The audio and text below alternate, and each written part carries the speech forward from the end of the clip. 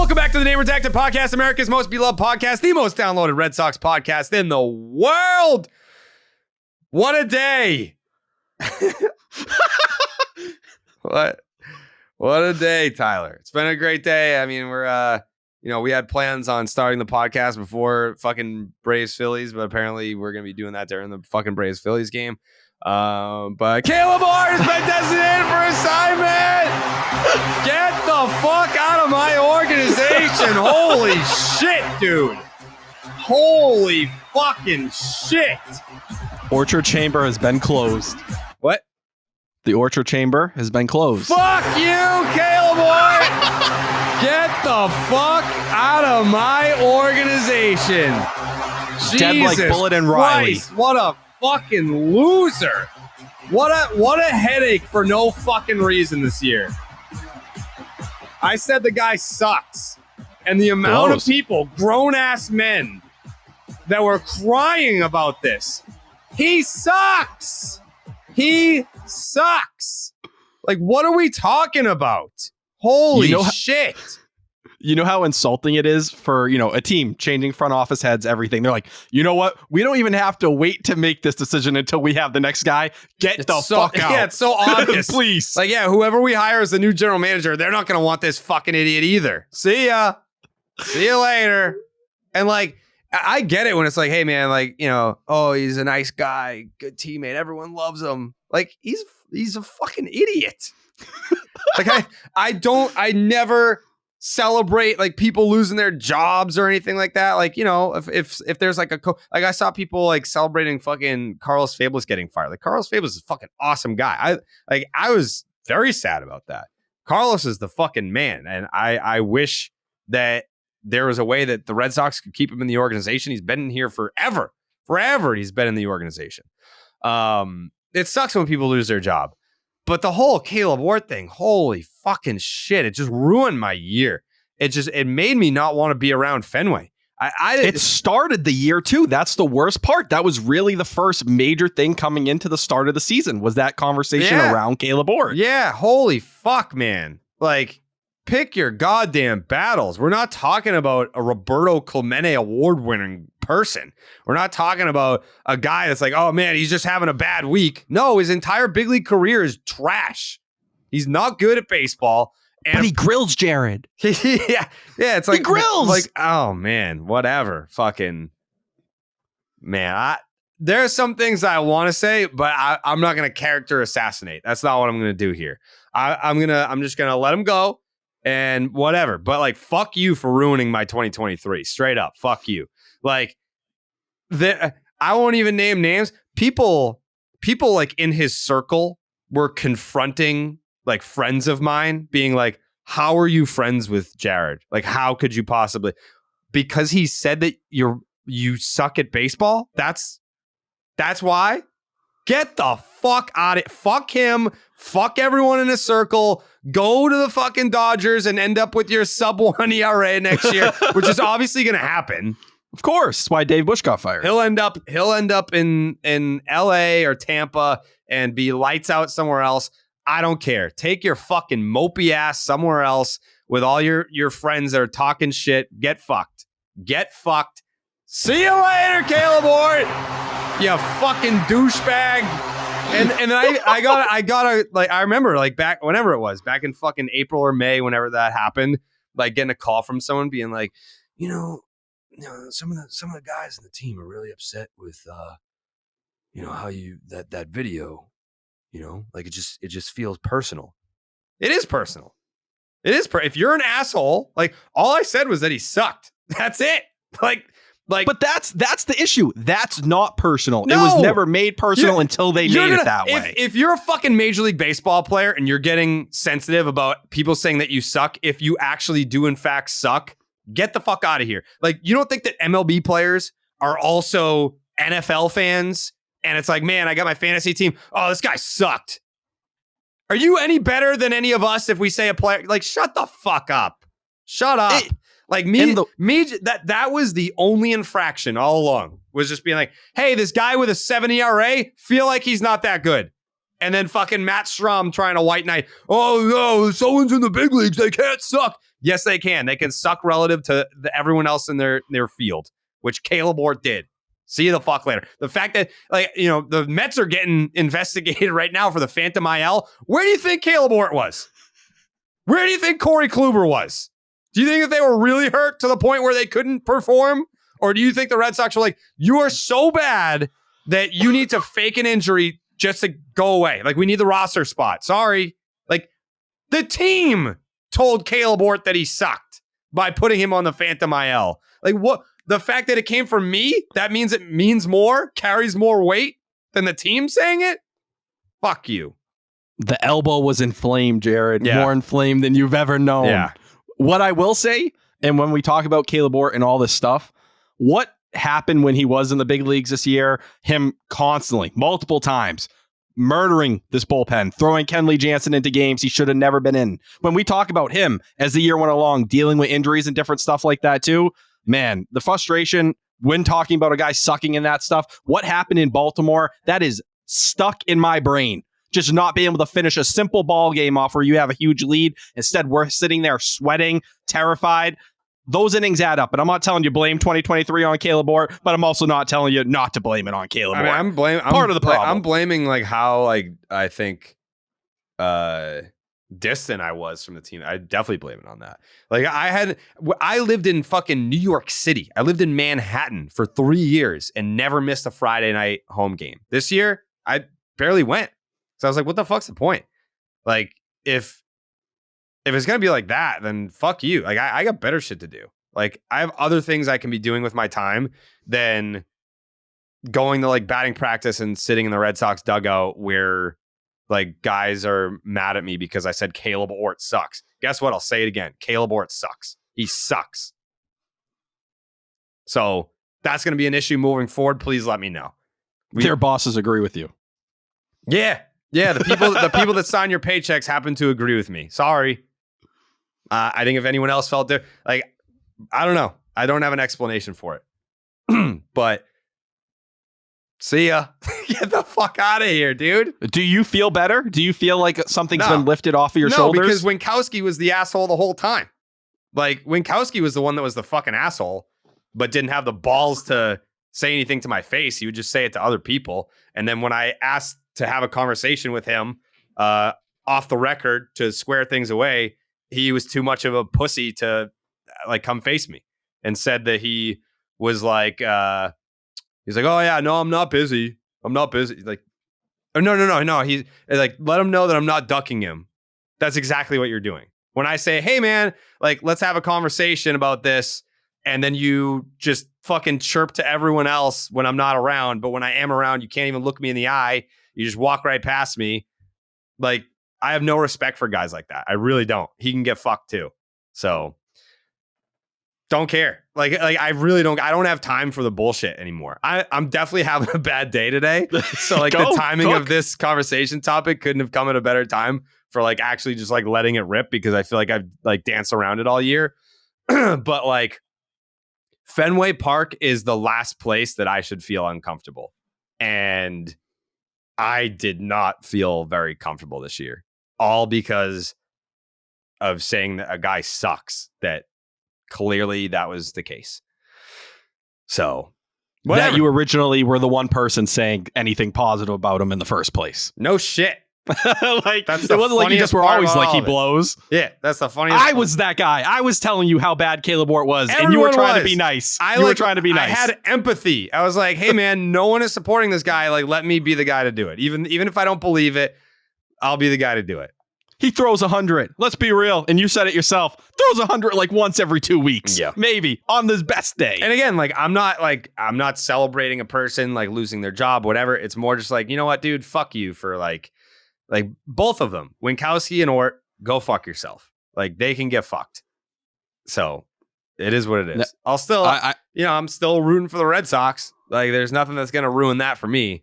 But in my, 16, 17 years of doing this now, there's been teams where I've, it's like, it's been pretty difficult to like, be like, yeah, man, like I want this to go the Red Sox way. Like, no, like if you're going to be an asshole, then like, no, I'm not rooting for your personal success. So Are you at all worried or concerned that he may pass through waivers and remain in the organization? Yeah, I mean, there's always that possibility, but I don't give a fuck, man. Like, it is what it is. Like, I think now, like, I just, we have baseball is dead. I think a big part of what I do now is the national coverage. I'll always love the Red Sox.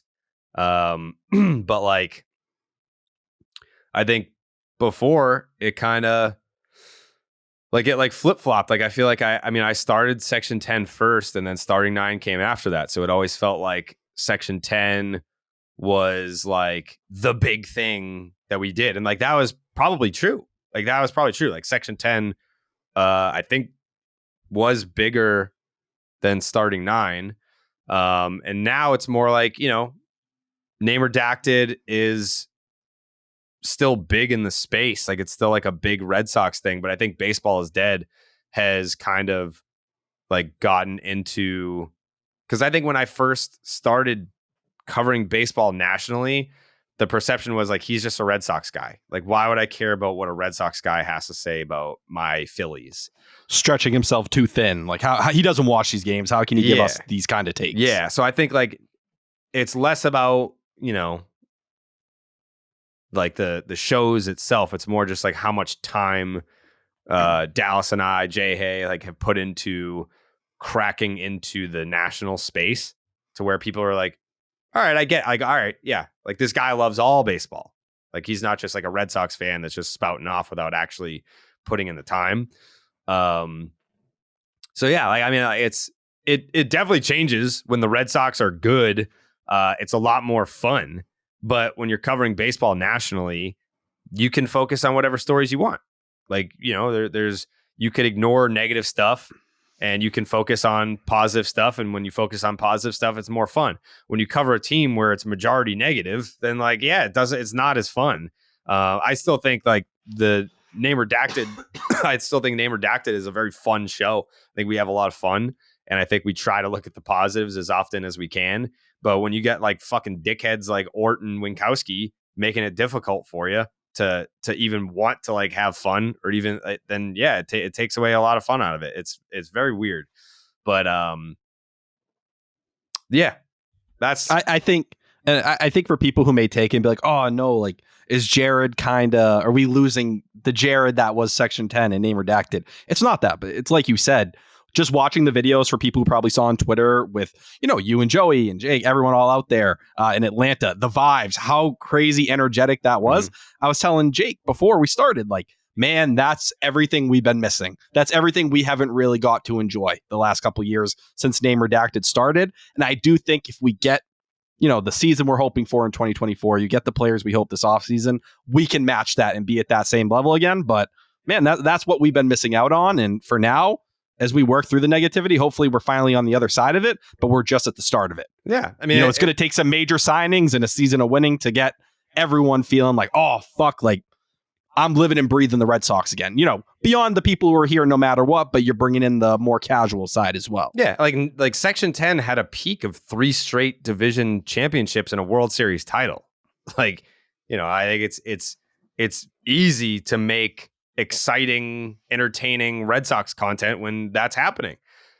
When this shit's going, like, I think this is what, our fourth general manager in the history of this franchise, right? like what do we start with? You started Cherington, Dombrowski, yeah, Heim. we started with Cherington, Dombrowski, Heim, and now whoever is next. So like, yeah, we've been through different eras as a podcast franchise. But I mean, 21 was fucking fun too. Like 21 was great. Like, but even that's skips still over Section 21. 10. Yeah, like that's Section 10. But I mean, it's not to say that if the Red Sox win the division next year and they go on a playoff run, like we will have our fun. Like trust me, people listen to the podcast, like they want their live shows, they want their watch parties, and it's just, I mean, when you can't even get the ship off the ground, it's like, what are we supposed to do? Like, you want us to? They're in last place. You want to do a watch party? Like what are we watching? you want us to do a live show? What the fuck are we talking about? If they're gonna fire Heim, Yeah, everyone in the back. Are we firing this guy or what, motherfuckers? I hate to say it. We both wanted Heim back for another year. Yeah. That probably would have gone pretty crazy for a lot of people. I hate to say it. Yeah. They probably would have been screaming. Yeah. I know, but whatever, man. I just want the Red Sox to be good. I think the drama this year pissed me off a lot. It made me not want to be around as much. It didn't make me like less. I mean, I still watched every fucking game. No But days I off. didn't- We're I- not missing pods. Yeah, no, I didn't miss a pod, didn't miss a game. I definitely went less, and definitely, I mean, yeah, but All I know is I still saw Jared that at different points in the season, whether you want to talk after the trade deadline, I think that's the one most people remember. You were as angry and as passionate as you've been at any other point. Mhm. That's the reality of it. yeah, We just, personally speaking, I had so much fun at the event we did a year ago. Seeing the fun you guys were having is what I'm hoping we're doing, 12 months from now. yeah, I want to be doing content videos like that, going nuts again. yeah. We went to Atlanta. There were Rest in peace, Riley, rest in peace, Raleigh the cat. Yeah, with Bullet. Bullet forever now. I've heard great things. Yeah. So we did a little watch party for game 2. We did like a little meet and greet before game 1. Tons of Braves fans came out. Like that was cool. And I'm glad that J-Hay got that moment. That was my takeaway, because J-Hay is fucking great. And I think that if you're a starting 9 fan and you knew who he was before he joined Baseball is Dead, he got his flowers and then some. Dude deserves it. It was great to see him like mingle and see people coming up and asking him for pictures, because I remember 2019 he was the starting 9 producer, where a lot of people were like, hey man, can you take this picture of me in Dallas? And they're like, me, Jared in Dallas. Like now people are like, hey man, hey Jared, can you take a picture of me and Jay? And it like makes me so happy. Like it makes me so happy to see him to get that. But there was something that I wanted to do last episode, but obviously it was the Tim Wakefield episode. That was the last episode we did? Yeah, dude. Holy shit. It's been a while since I've seen you. God damn. I missed you. I missed you too. I actually watched you on YouTube today. On YouTube, talking about what? The GM search, which we're going to get into. There's a lot of Red Sox talk in the show today. It's not just me being fired up and pissed off about all the fucking bullshit that went on this year. But there is something that I wanted to do on the last episode that I didn't get to do. Oh my. Yeah. I'm going to guess it's Steve. What's up, Jerry? How we doing? Steve! We're recording too. This is crazy. Yeah, this is crazy. Wow. Yeah. That's nuts. So this is something that I wanted to talk to you about last episode, but then the unfortunate Tim Wakefield passing pushed this to this episode. But I didn't want to forget it. I still wanted to have the conversation with you. Do you know what I'm going to ask you? I don't know where this is going. I'm excited though. Yeah. So like the give Alex Verdugo a standing ovation thing, one of the dumbest takes I think since I've known you.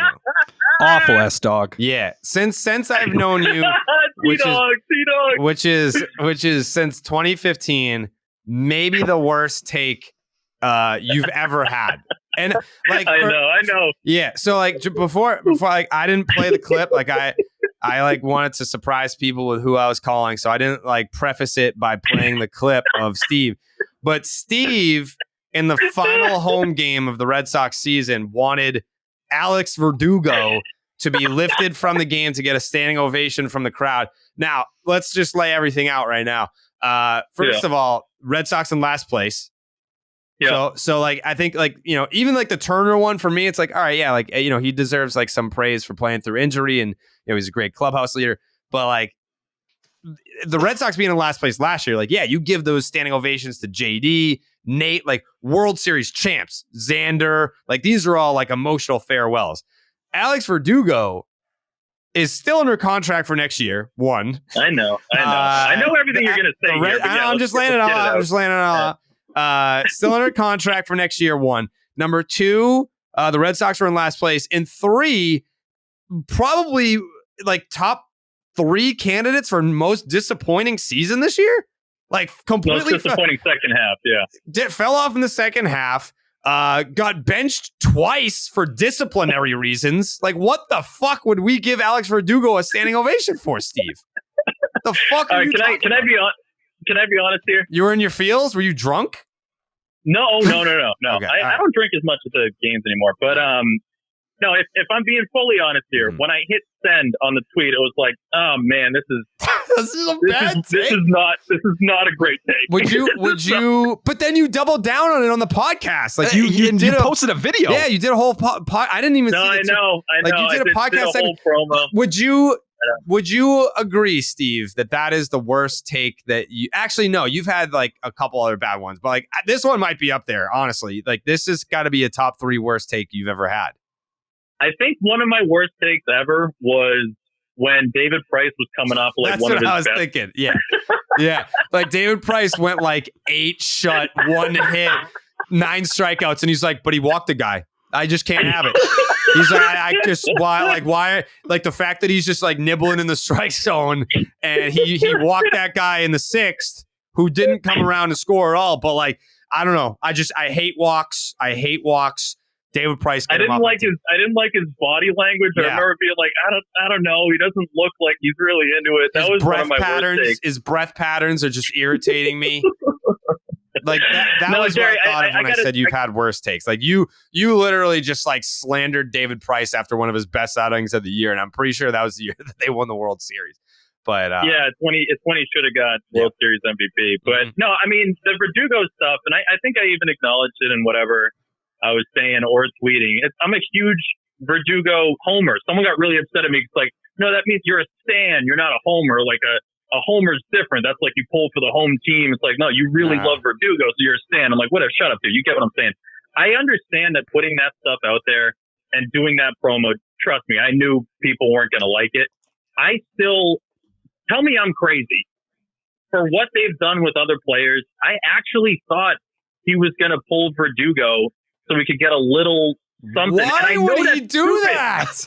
The guy that has been benching him, the guy that's been benching him the whole second half for being a dickhead. He's like, hey, you know what? Give it up. Give it up for this fucking guy. I know. Oh, man. Why? I know. No, you don't. Why, Steve? Why would you think that was like, I could see it? You're acting like I think there's a big difference in Verdugo support. Like the people that love Verdugo love him. Who like are regardless these people? of. I think he lost those people. Yeah. Fan club out there. No, there isn't, Steve. Like, I don't think that, like, I'm not saying that, like, the fan base doesn't hate Alex Verdugo, but I think that they're down majority. on him.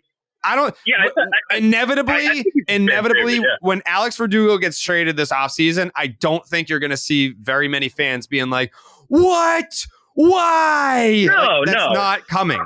None of that's coming. I think that's more situational. I think that's more because they understand he still has a year left and that you could get something for him, and that Abreu obviously looked pretty good to close here. So it's not like he's a necessity on next year's team. A lot of people like Alex Verdugo, though. I know that no one dislikes him. I'm not saying that people don't like him. I think that they're just like it's we know what he is. He's not like a young, promising player anymore. He kind of just is what he is at this point. The fact that he has to be benched all the time for disciplinary reasons, don't love that. The fact that he's counting down how many weeks are left in the season when you've got like a month and a half to go. Don't love that. Like, what about him just absolutely quitting after those comments as well and being arguably the worst hitter on the entire team following that stretch? It wasn't just a comment. And what about all the shit he talked in April, in May, even at the All-Star break saying, hey, man, like, I think I deserve to be part of this. And then you go completely in the can. You proved everything people were doubting about you. I think for so many people that were sitting there. I don't like just saying he's quitting. What if he just sucked? Can't you suck and not be quitting? Alex Verdugo is a lot better player than someone who hits 220 over, an 8-week span. Oh, I agree. Yeah, I would be more on your side on this, Steve, if it weren't for the 7 weeks comment. If you know exactly how many fucking weeks are left in the season, it's because you can't wait for it to be over. I think a lot of that is because of him and Cora's relationship, which I think we only know the tip of the iceberg. It doesn't seem great. It doesn't seem great by any means. But no, Jerry, trust me. I know that the Verdugo standing O thing, I knew that wasn't going to be liked by a lot of people. There's a really big I don't case think anybody you can liked make. it. I don't think anybody liked it except for Alex Verdugo. There's some people that liked it, myself and Chris myself. Verdugo, Alex Verdugo. That's it. I don't know what his parents' names are, but them too. Exactly, but no, I'm a Doogie supporter. He wore one of the shirts before. I am. That's what it is. He wore the shirt. That's the only reason why. That's not why I think he should get an ovation.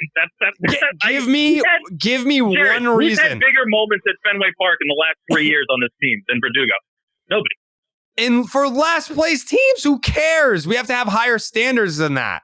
I agree, but still, it's like I actually moronically thought that they might pull him to get a little hat tip, but it's not one of my finer takes. I can say it's not one of my finer takes. It's a top 3 worst take you've ever had. It's a top 3. I'm fine with that. Like it was. It was like fucking like David Price sucks after an 8-inning shutout.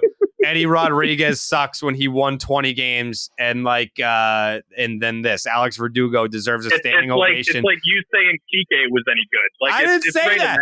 No. I didn't say he was good. I just didn't say anything. I didn't say he sucked when he. You would reply to me like, "Oh, look at this!" Like when he got like one hit, as if I'm a moron. I didn't fucking do that. Yeah, you did. Oh, Steve, no, I didn't. Yeah, you did. Steve, you're like, look, Steve's an idiot. You think TK sucks. Yeah, you did. Check the receipt. No. I knew that he was bad. I just didn't trash him for being bad, but I definitely didn't say he was good. I mean, I definitely didn't be saying that, but Steve's just like, oh, he wore my t-shirt. Let's give him a standing ovation, everybody. Let's give him a standing ovation. Let's give him a standing. He wore the shirt. Everyone stand up and give him an ovation. Why do you sound like that, by the way? I don't know, man. I'm trying to get it fixed. I don't know where you go to get it fixed. Yeah, but I'm trying. Yeah.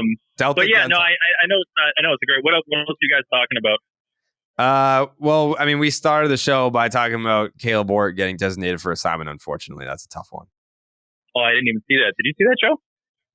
I didn't see that. How are you? You must be really going through it right now. How are you feeling? Yeah, it's tough. Tears. It's tough. It's tough, you know. Did it get emotional over there? I got a little emotional. Yeah. It got a little emotional. You know, just a great guy. Just a great guy. Griller. Just a great guy who definitely doesn't have a burner Twitter account to reply to people in my mentions defending himself. Just a great guy. So don't cut that, Jake. You're saying he doesn't have that account? No. Okay. No. But mark my Steve, listen to me right now. You listen? Yeah. Yep, listen. Kaleb Ort does not have a burner Twitter account that he uses to defend himself in my mentions. Does not. Okay. Doesn't have one. That's good. Nope. That is good. Write that down. All right. Did you write it down? Good stuff. I wrote it down, dude. I wrote it down. All right. Write it down. How was Atlanta? That looked fun. The players were playing there. You didn't have. What are you talking? What was that reaction? You don't know the reference, man? What? No. What, Steve? Come on. You know what I'm talking about. I don't know what you're talking about. What do you mean? Even I know Steve. Yeah, come on. Joey, you have any idea what he's talking about? Joey has no clue.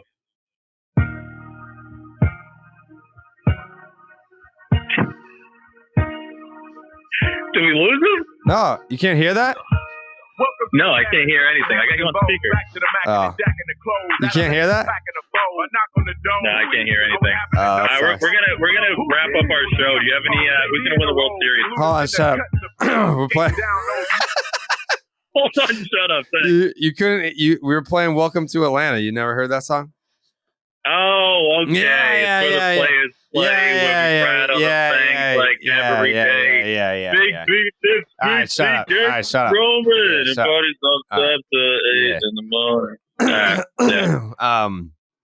What were you saying? You're wrapping up the show. I was going to ask you, who do you think is going to win the World Series? But you're like a fan of all these teams that are left. I'm not a fan of all these teams. I'm only a fan of one team. Conveniently. What do you mean? What?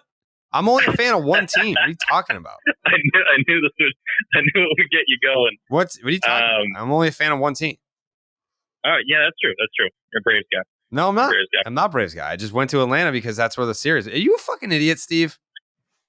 Oh, you're a Rangers guy now. I can't keep track, Jerry. It's an all cap tweet for every team that hits a homer. I can't keep track of who you're a fan of. Oh, I'm sorry. I'm sorry. My not doing social media right. No. Should I take tips from Steve and just tweet pictures of SpongeBob? Those tweets are really slapping in the Twitter streets. Dude, they're crushing, dude. Yeah. You never want to tell Jerry that he's doing something wrong. He'll get on you. I'm what? Because I support the Rangers. I'm a piece of shit now. That's what I'm saying. That's exactly what I'm saying, dude. That's exactly what I'm saying. I've been on the Rangers all year, and I have a cowboy hat. There's plenty of other people out there that are like, "Oh yeah, I like the Rangers. Where's your cowboy hat?" Yeah, if you don't have the cowboy hat, then you're not a fan. I'm getting. Are you going to go to Texas? I don't know. Maybe. You should go. If you have the hat, you should go. I've been there. Yeah. Yeah. Then go, dude. Who's winning the World Series? Who do you think? The Phillies. You think the Phillies are going to win the World Series? Yeah, I do. How much do you believe that? I believe it on my Verdugo scale of getting a. Oh boy. No, I don't believe it to that level. I would say I'm 70% confident the Phillies are going to win the World Series.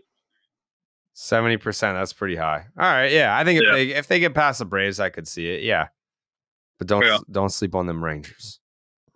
All right, good stuff. I can admit the Verdugo take was not my finest. Top 3 worst to ever do it for Steve. Yeah. Top 3. All right. Top 3 bad take. All right, appreciate you, Jerry. T-Dog, take care, man. All right. What about Jake? Dog. Jake can go fuck himself? Oh, Jake. Yeah, Jake. What's up, Jake? How you doing, Jake? What's up, Does Jake have a mic? Yeah, he has a mic. What's up, Jake? Appreciate you, Jake. Jake's always up to something. I know I say that a lot, but Jake's always kind of plotting. He is. Got my eye on you, Jake. All right, good talk, Steve. Take care, guys. All right. I'm going to be honest. I'm sick to my fucking stomach. About what? Does Jake have a mic? Yeah. Are you fucking kidding me? Yeah. Are you fucking kidding me with that kind? That's the disrespect that I wasn't ready to hear. Yeah. It was bad enough. I think you pushed something out of him in that conversation. Got a little sensitive. Steve, sensitive? I know. No, Crazy, right? No.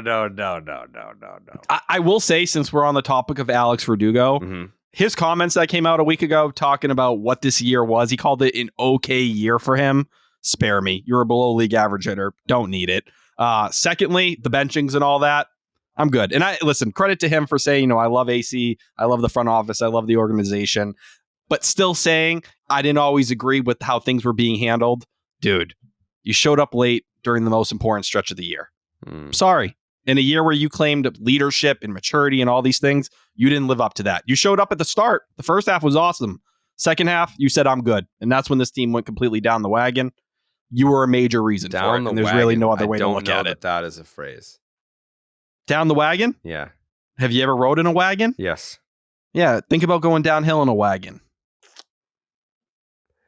I'm going to Google it. I mean, I could be wrong. I'll leave that open. Urban Dictionary, down the wagon.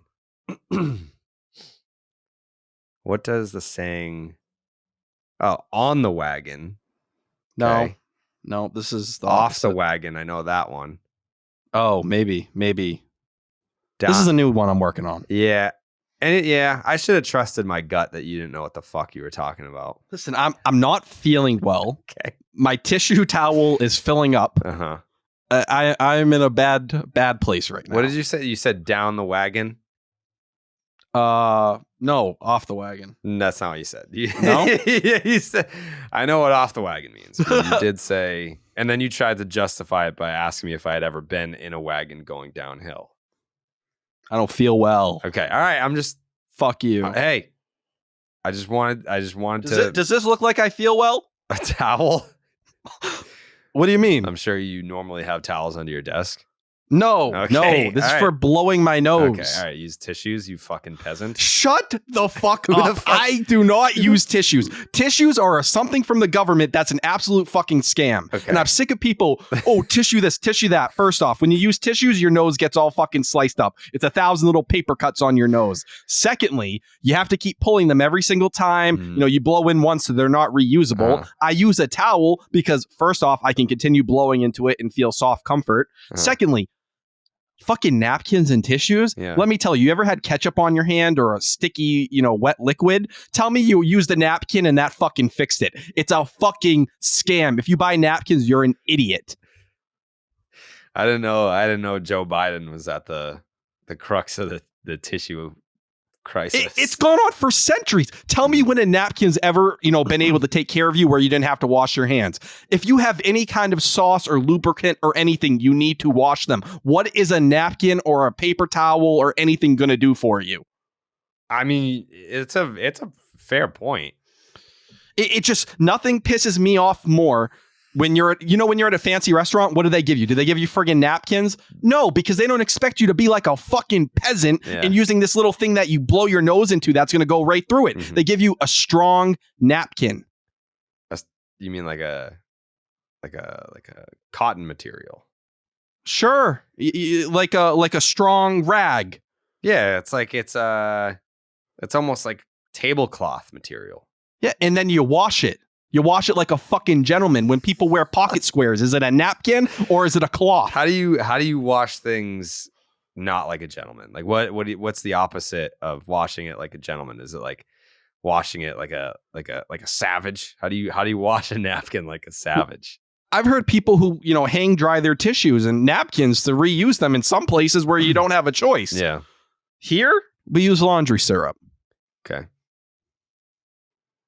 There's a lot of people who understand what I'm talking about and realize if you've ever paid for napkins, you've been fucking robbed.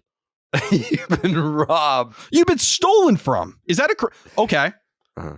I'll put it like this: the movement that has begun with people no longer being willing to wipe their ass with toilet paper. Have you heard about this movement? No. Baby wipes. Some people use a bidet. Yeah. And now listen, I haven't got to the bidet level yet. I don't have that kind of technology available. I'd try it. But all I'm saying is, would I rather wipe my ass with a baby wipe or a napkin? Who wipes their ass with napkins? Or toilet paper? See, this is where your fucking problem is. You think there's a difference between toilet paper and napkins. There isn't a fucking difference. If anything, toilet paper's thinner. Yeah, no shit. And you're using that to clean your ass. You wouldn't even trust that to clean your hands. Yeah, you're making a lot of good points here. So yeah, me and my tissue towel, watch. Because look at my nose. Does it look red? No. I get it, but like at the same time, like that's a bath towel. That's like that's like a shower towel. Yeah, but you're blowing your nose with a fucking shower towel. Well, I get bigger towels because I'm a big body. You know what I mean? I'm built like a brick house, so I like to be fully covered. Nothing's worse than bigger people will get this when your ass is hanging out and you're walking down the hall in your house. Yeah. It's not a good way to live. So you're just blowing your nose. Did you just go apple picking recently? How did you find out about this? I'm just asking. Did you go apple picking?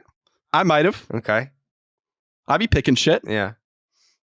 How did you like it? How many apples did you pick? I got a whole little basket full. Okay. Actually ran into a listener of the podcast while I was out there. I was walking through one of the little, what do you call them? The apple aisles, whatever. And someone was like, oh, Tyler fucking Milliken. And I was sitting there, trying to grab an apple here and there. I was like, oh, hey, man, talked for a minute, whatever. But I was eating friggin' good. I went on a hayride. I got a pumpkin, some little cider donuts, found a slice of pizza. I've had worse days. Yeah, that's good. I'm glad you got out there. Glad you got outside and had fun. It's part of my new healthy movement. I'm going to go apple picking once a week for the rest of the year. Are you really? Did you ever ask me if I want to go? Do you like to apple pick? I don't know. Have you tried it? It's been a long time. All I'm saying is I'm not typically a fruit guy. I would grab some of those apples and bite right into them. I feel like there's something true to nature doing that. Are you allowed to do that? Eat an apple fresh off the tree? Yeah. It's the whole reason people go. Yeah, but like, aren't you supposed to put them in the basket and then you weigh them and then you pay for them that way? You're just gonna fucking like rip them off the tree and eat them? This is the whole like washing fruit rule that they had up there. No. What, do you think the animals wash it before they eat it? Yeah, a lot of animals don't have very long life expectancies. Do I? No. All right, then. No. I'm going to enjoy that fresh apple when I have a chance. So you were eating them just right off the tree? Oh, yeah. Like a savage. Yeah, they didn't have any of the green ones. I like those. Yeah. Jake, you ever go apple picking? Yeah, I've been a couple times. Okay. You like it? You eat the apples? I ate the apples. I mean, Thank yeah, you. I would like it if we ever got an invite from Tyler. Yeah, that'd be sick. We would love to go with you, Tyler, but I understand that you don't want us around, which is fine. I mean, it pisses me off to no end, but I'm not going to complain about it openly, publicly. Oh, I wish I had invited you guys while you were in the ATL. Maybe you guys could have taken a flight back here and, we could have hung out and then you could have went back. I'm sorry. Jake was on 3 hours sleep doing his job. I know that you weren't, but no, it's fine. No, it's fine. Excuse me. Excuse me, J-Dog. No, it's fine. No, I understand you have plenty of time to do whatever you want, gallivanting across apple aisles or whatever the fuck you call it in the middle of playoffs. But you know what happens if you don't pick the apples? What? They fall on the ground. And if they fall on the ground, nobody eats them. So I was there trying to help. Help who? The people. What people? Listen, there were apples I saw when I was walking around. Yeah. I took some of the bad ones. Okay. So people wouldn't get possibly poisoned or sick. Okay. What would you say is your favorite date idea? Ooh. So I've been told. Now, I was always a first date movie guy. You're an idiot, dude. I am an idiot. That movies is the worst first date idea. Like the first time you're meeting someone and you want to get to know them, it's like, hey, let's go somewhere where we can't speak to each other. We can barely see each other and we're seated in a way where we're not looking at each other. So yeah, that's the worst first date idea ever. But for someone like me, I'm a little awkward. Sometimes I need a little time to get comfortable. What's a better way than bringing your girl to a movie, right? And you do a little dinner first. I brought Martha to Bertucci's. Talk about being a fucking... And I was in college at the time, of course. You're a baller. Went over to the little Randolph Theater. You lay back in that chair. Mm-hmm. You know how easy it is just to slide that arm right over? Hey, honey, I know you're feeling kind of full right now. Let me bring you a little closer to me. We could be full together. You save on popcorn. Martha, like, is a gift from God to you. Like the fact that you have a normal person as your significant other is truly one of the most confusing things ever. Like it doesn't compute. Like you're the way that your brain works. It's like 2 + 2 = 6, but you're convinced that that's the correct answer. Yeah, but when I tell you, when I've used this movie trick and it's 2 for 2 in my life, it's pretty good. I don't know why it worked because it shouldn't have. You have to chase the right kind of girl. And you found her. Love you, babe. I'm telling you, I could take you guys to the movies. You can see what I'm about. Yeah, I want to see you in action. Actually, no, I did see you in action, and you had to get carried out of the bar. Cut that out, Jake. We were having fun. I hadn't seen you in a while. Yeah, you're having a great time. You're having a great time. You'll have an even greater time if you start winning on the DraftKings Sportsbook. I'll tell you that right now because things are heating up in the ballpark. The playoffs are underway and the chase to crown a champion is on. With DraftKings Sportsbook, you won't miss a moment of the baseball action. New customers can score $200 instantly in bonus bets for betting just $5 on baseball. Plus, all customers can take a crack at a sweet payday with DraftKings same-game parlays. String together multiple bets from a single game for your shot at a major payout. So what are you waiting for? Download the DraftKings Sportsbook app right now. Use the promo code Jared. New customers can score $200 instantly in bonus bets for betting just $5 on baseball. Only on the DraftKings Sportsbook with the promo code Jared. The crown, well, it's yours. Gambling problem? Call 1-800-GAMBLER. In Massachusetts, call 800-327-5050 or visit gamblinghelp.org. linema.org. In New York, call 877-8-HOPE-NY or text HOPE-NY. In Kansas, call 1-800-522-4700. On behalf of Boot Hill Casino and Resort, 21 plus in most eligible states, but age varies by jurisdiction. Eligibility restrictions apply. See DraftKings.com/sportsbook for details and state-specific responsible gambling resources. Bonus bets expire 7 days after insurance. Opt-in and 10-plus leg requirement for 100% boost. Eligibility, wagering, and deposit restrictions apply. Terms at sportsbook.draftkings.com/baseball terms. We've got some Red Sox topics to dive into. I did, however, want to let Steve know that he's an idiot. I did want to address the Kaleb Ort news, which, by the way, and I said this was not a Kaleb Ort emergency podcast. We were doing a podcast today regardless. The news, every Wednesday. Every Wednesday. The news broke, I don't know, maybe like a half hour or so before we were about to record. But there are some larger stories that have happened since our last podcast recording. Let's just go in order of the way that Tyler Milliken put them in the group text, because they're all relatively noteworthy stories. But the Red Sox firing Carlos Febles and Dave Bush.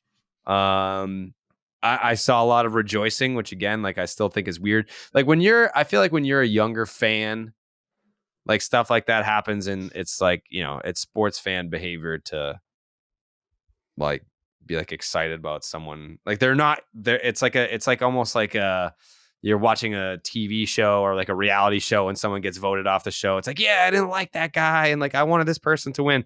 But like, in this regard, it's like, these are human beings that, I mean, I can't tell you how much they get paid. Can't be like a ton. And some of these people that get fired from these coaching jobs, like, if you're a big name manager and you get fired, like, you'll probably catch on somewhere else. And if you don't catch on as a manager, maybe you got Ron Washington as the third base coach right now of the Atlanta Braves. Like, you'll catch on somewhere. But if you're a first base coach, third base coach, you're a pitching coach, it's not always guaranteed that you're going to catch on somewhere else. And if you do, it may be a very shitty paying job. Like, it may be like, yeah, well, we'll make you the third base coach of this single A team if you want. Like, what does that pay? Minor league pitching analyst. Yeah, like, you might end up making like $25,000 a year. So yeah, like, I always, like, whenever like coaches get let go, I'm always like, even if you like disagree, like, I think like when we can look at the Dave Bush situation. I didn't know Dave. I don't think we ever even met. But I think you can look at the situation as how many guys needed to leave and go somewhere else and have success before you start looking at the guy that was here. Maybe that's his fault. Maybe it isn't. I don't know. Like, I don't know the ins and outs of what he does, what he worked on, what he tried to do with certain guys. But I think the Ryan Brazier example stands out above them all. Jake Diekman going to Tampa. Did he have he didn't have like outstanding numbers, right? Oh, no, you'd be surprised. I was actually just looking at him. So Jake Diekman, after he got to Tampa this year. Yeah. So he started the year with the White Sox and he was still getting smacked around, but ended up pitching 45 and a third innings, 2.18 ERA, 3.21 FIP. What was the strikeouts per nine? Strikeout per nine was still pretty crazy at 10.5. Walks per nine were 5 though. So, that's Jake Diekman. Yeah. But I think that's kind of the reality here, right? It's like, how many guys are you going to bring in here and hope that he was able to get more out of? And there were some guys, whether you want to talk about John Schreiber, right? Brendan Bernardino, but I did see some unfair ones. I think giving him credit for, a Garrett Whitlock or a Josh Winkowski is a little crazy, but Jeffrey Springs in 2020 is the biggest one. Yeah. Someone who under the hood, right? Under the hood, they're screaming like, oh, this guy should be someone. You couldn't get what you needed out of him. Another guy who was here this year beyond the two you named, Zach Littell. Yeah. That guy was here for a cameo. He was starting games for the Rays down the stretch. Yeah. You like what you saw. Well, you couldn't get anything out of it. And then you start to go down the list. Like Martin Perez was here for 2 years and, ended pretty roughly in 2021 with him crying and going to the bullpen for the playoffs. Goes to the Rangers, has a career year in 2022. Adam Ottavino, you want to talk about where? I do think that's part of it. Same thing happened to him. Matt Strahm. Look at what he did for the Phillies to start the year. starting and playing that role, can you imagine what that would have done for a team like the Red Sox, right? If you were able to get that kind of stuff out of him when he was here. And, I give him credit, Hansel Robles, you got him on track. But if you're telling me Garrett Whitlock, spare me. Matt Andrees taught him that changeup. That's what made Garrett Whitlock Garrett Whitlock. Josh Winkowski, I saw some people say, well, look at how he transformed this year. No, he spent the whole offseason down in Fort Myers. He was working with a guy named Dan DeLucia. He's the Red Sox minor league rehab pitching coach. There's a whole article from Jen McCaffrey talking about it. They reworked his mechanics and got him back on track. That's kind of where the credit for that goes to. Even Nick Pivetta. What's the truth? He sucked for a year. They couldn't find the adjustment. He figured out the slider while playing catch in Cleveland and said, you know what? Fuck it. I'm going to start throwing it in game. And it changed a lot for him. It got everyone to stop sitting on the fastball and the curveball all the time.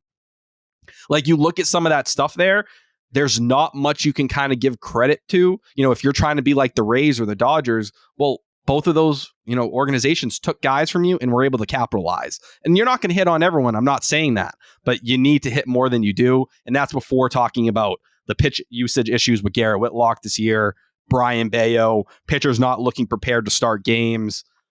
It's just eventually you kind of add it all up together. He definitely wasn't moving the needle. And I think you can look at Whitlock and how I think they thought there was going to be more growth there. And you can talk partially role or whatever it is. I think anyone, even in a starting role, would tell you Tanner Houck took a step back. Trying a cutter and splitter never did much for him. It didn't change the pitcher.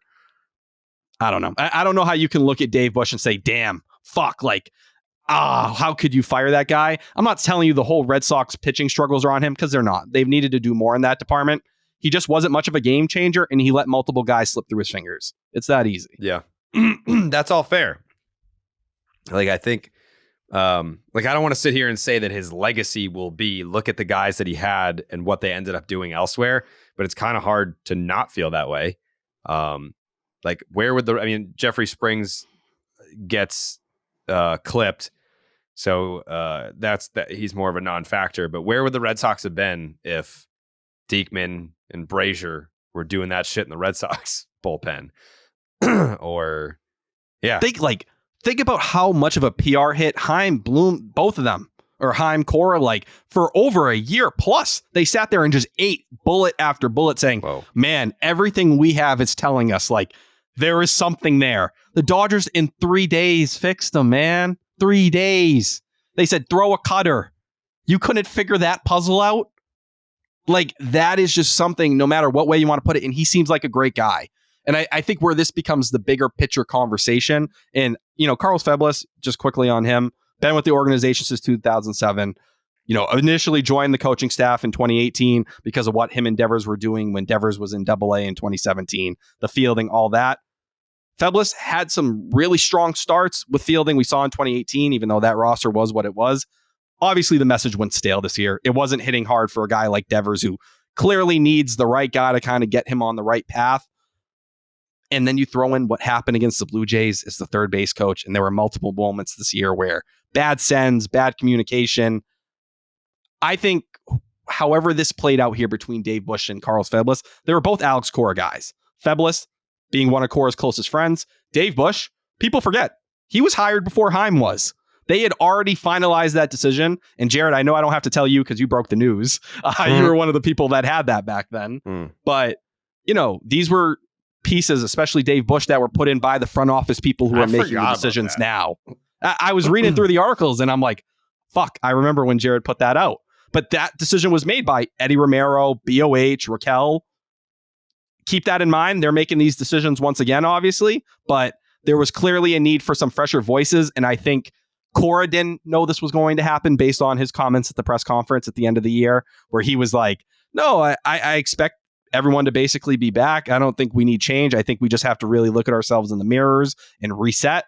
Well, no, clearly someone had to pay. Multiple people had to pay. And this is where, some of the failures with the roster this year and not improving players, getting them to different points kind of comes to fruition. Carlos Febles, a little bit of a different story. I think when you kind of look at the Rafael Devers defense at third base, that's probably the more glaring one. Or if you look at Tristan Casas as someone that's like, well, defense was never an issue coming up the minor league system for him, and now all of a sudden people want to talk about his defense at the big league level. Like, it's still the same dimensions in the infield as it is in the minors. Like, what's going on here?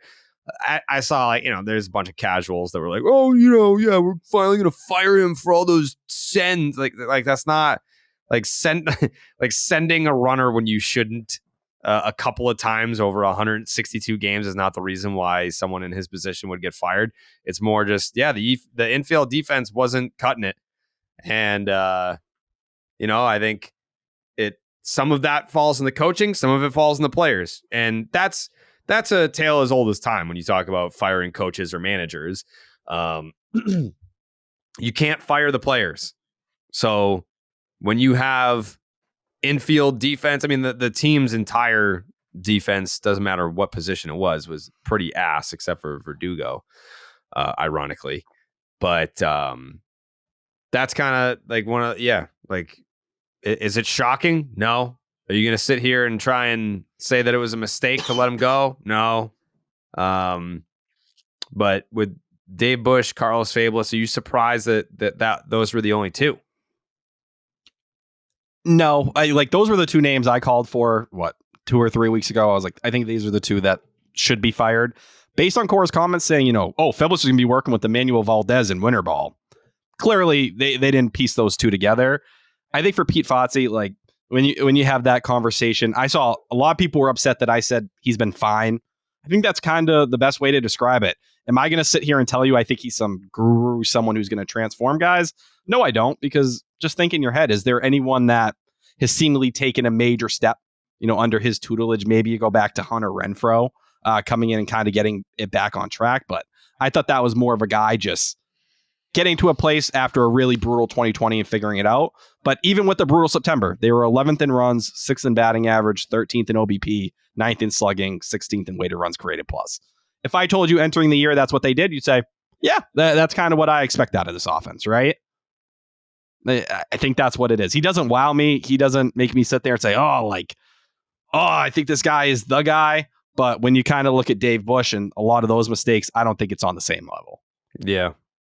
I mean, I think he's just very meh. I like Pete. I haven't heard anyone like credit him for anything, but I also haven't heard anyone complain about him. It's just, he's the only thing I can remember over the course of the season. Justin Turner showed him a lot of love for one of his adjustments. Okay. Saying he pointed that out. And then Yoshida early in the year fixing his mechanics was another one that kind of went towards Pete as well. Okay, good. I mean, you're more in tune with shit like that. Like, I'm not like reading all the fucking Red Sox notebooks from all the beat guys or whatever. If I see it on Twitter, I see it on Twitter, but I'm not like reading articles all the time. It's like kind of going back to what you were saying earlier. When people say fire these guys, it's like, all right, well, name 3 other guys. Name 3 other hitting coaches. Right. You know what I mean? Like, tell me 3 other hitting coaches and why you want that guy. It's like, yeah, he's fine. He gets the job done. And it's not just him. It's Rosenthal and Ortiz as well as assistant hitting coaches. So, there's a staff there. But I think they're comfortable with the plate approach changes they made this year, focusing more on walks, kind of working counts. Runners in scoring position, still a problem. No doubt about that. Do I blame September on him? No, I don't. I think that was a lot of the roster just giving up on the year. And that's kind of what it is. I'm sorry. He didn't turn Alex Verdugo into a 220 hitter. He didn't make him stop, he didn't make him stop walking and doing all these different things. That's an effort thing to me. Yeah. I mean, I even agreed with Maz because Maz was like, what do you make of the Red Sox quitting in September? Like, they quit. They weren't, whatever it was, 4-20, whatever the fuck they were in September. They weren't that bad. They quit. No, they quit. The offense became one of the worst in baseball. When you're hanging out with the Rockies, that tells you. I think they were 27th in weighted runs created plus. There's no excusing that on any level whatsoever. And I think you look at it, and that's why some people will sit and say, Cora had to pay in some ways for what happened down the stretch. I think it's more than fair, and I think this is what it is.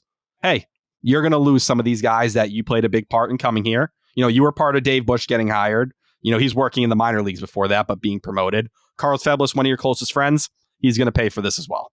And it's not, we're just firing them because they're your friends. But no, they didn't do a great job we need some fresh voices in here. Clearly, we're going to start by axing a couple of these guys. This whole staff doesn't deserve to come back. Yeah, I think that's fair because 2 years of this shit. And the defense this year was inexcusable across the board. And I don't know. It really rubbed me the wrong way how the team quit at the end. I really your team can be out of it. You're losing games, whatever. You're in last place. You've known for a little bit now you're not going to the playoffs. So what does it matter if you play hard? Like, what are you playing for? I get all that, but there is something to be said about the pride factor. I mean, if you're a big league baseball player, like, what do you think the players in Oakland were playing for? It's like, all right, I need to play well enough to get the fuck out of here. Like, now I become a trade candidate, or now when my contract is up, I can sign as a free agent somewhere. There's going to be more teams that want me so I can continue my career and go elsewhere. Like, I didn't see any of that down the stretch for the Red Sox. It was a lot of just fucking, man, just 7 weeks left. Empty ass at bats. Yeah. It's a lot of Like, that sits in my head just watching how dead the offense looked at times, and they just weren't working the counts the same way. And you look at it, the last time the Red Sox had a record as bad as they did this year in September, the manager got fired both times, 2011 and 2012. Different situation here. Obviously, how they value Alex Cora to this level. And listen, we are Alex Cora guys. I don't think we're saying he should have been fired, but someone had to pay for some of this stuff. And this is the business of the game. Both of these guys were real marks.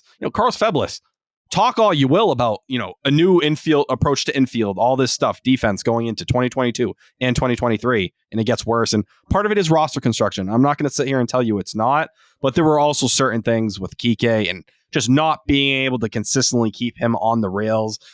Sometimes just, being not smart with, throwing decisions and going to certain bases and stuff like that, and not getting some of those simple things across. That's a problem as well, where it's more fundamental based than it is ability based. You're going to pay for that. So yeah, I think that's where you are. And Trevor Story coming back obviously helped at shortstop, but it's just the need for fresh voices. Sometimes you can be Devers and Febles so close. People have seen Febles and Cora, or Febles and Devers at third base. Oh, talking with each other, Febles being a little tough on them. Sometimes the message gets stale. And I think that's kind of just what it was here. Devers clearly needs another push, a fresh voice, a new approach. All right, let's try it, and hopefully he gets him back on track. But you can only do the same thing so many times and expect a different result.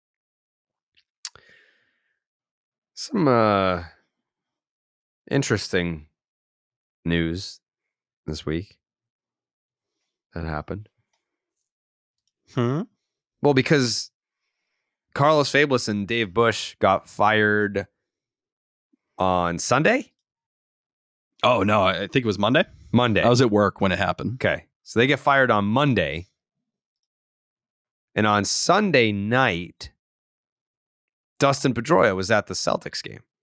A preseason game. It's a preseason game. Who were they playing? I hate to say it. I don't even remember. Jake? Sixers. Oh, the Sixers.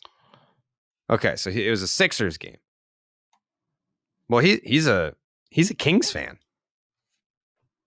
He doesn't live here. No, he doesn't live here, and he's a Kings fan. The Red Sox are they in the playoffs right now? No. Okay, so he's not here to watch a Red Sox playoff game. Celtics. Does the Celtics season start yet, or is that just a preseason game? No, first preseason. That's game, the first right? preseason game. Imagine showing up to the first game of spring training. Okay. I mean, the Patriots must be good then. Was he in town for the Patriots? I wish I could tell you that was the case. Oh, why? What's up with the Patriots? They're horrendous. We're less relevant than the Red Sox right now, Wow. I'd say. Fell out of it quicker. Wow. Okay, so he wasn't here for the Patriots. So he goes to a Celtics preseason game. It's not against his Sacramento Kings.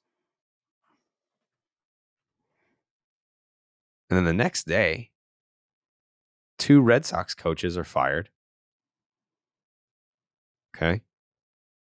That was Monday. Mm-hmm. And then on Tuesday, On Tuesday, little birdie told me. What? A little birdie told me on Tuesday that Dustin was just in center field at Fenway Park playing catch with his sons. Oh, so it was a family trip. Yeah, the whole family was there. Yep. Yeah. Well, Birdie was like, hey, I'm at Fenway right now, and I thought you might be interested in knowing that I'm looking at Dustin Pedroia right now, just in the outfield. And Pretty interesting because we really don't hear Pedroia talk unless it's spring training anymore. Right? Yeah.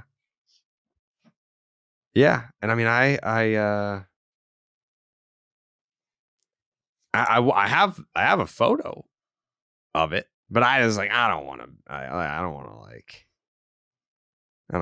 put this out there, and if they want it to be a surprise or what have you. I mean, we're talking about it on the podcast, but as far as like a tweet goes, I mean, we know, trust me, we know that if we even put out like little scraps, the Red Sox will put out press releases within 24 hours to confirm or deny the rumor mill here.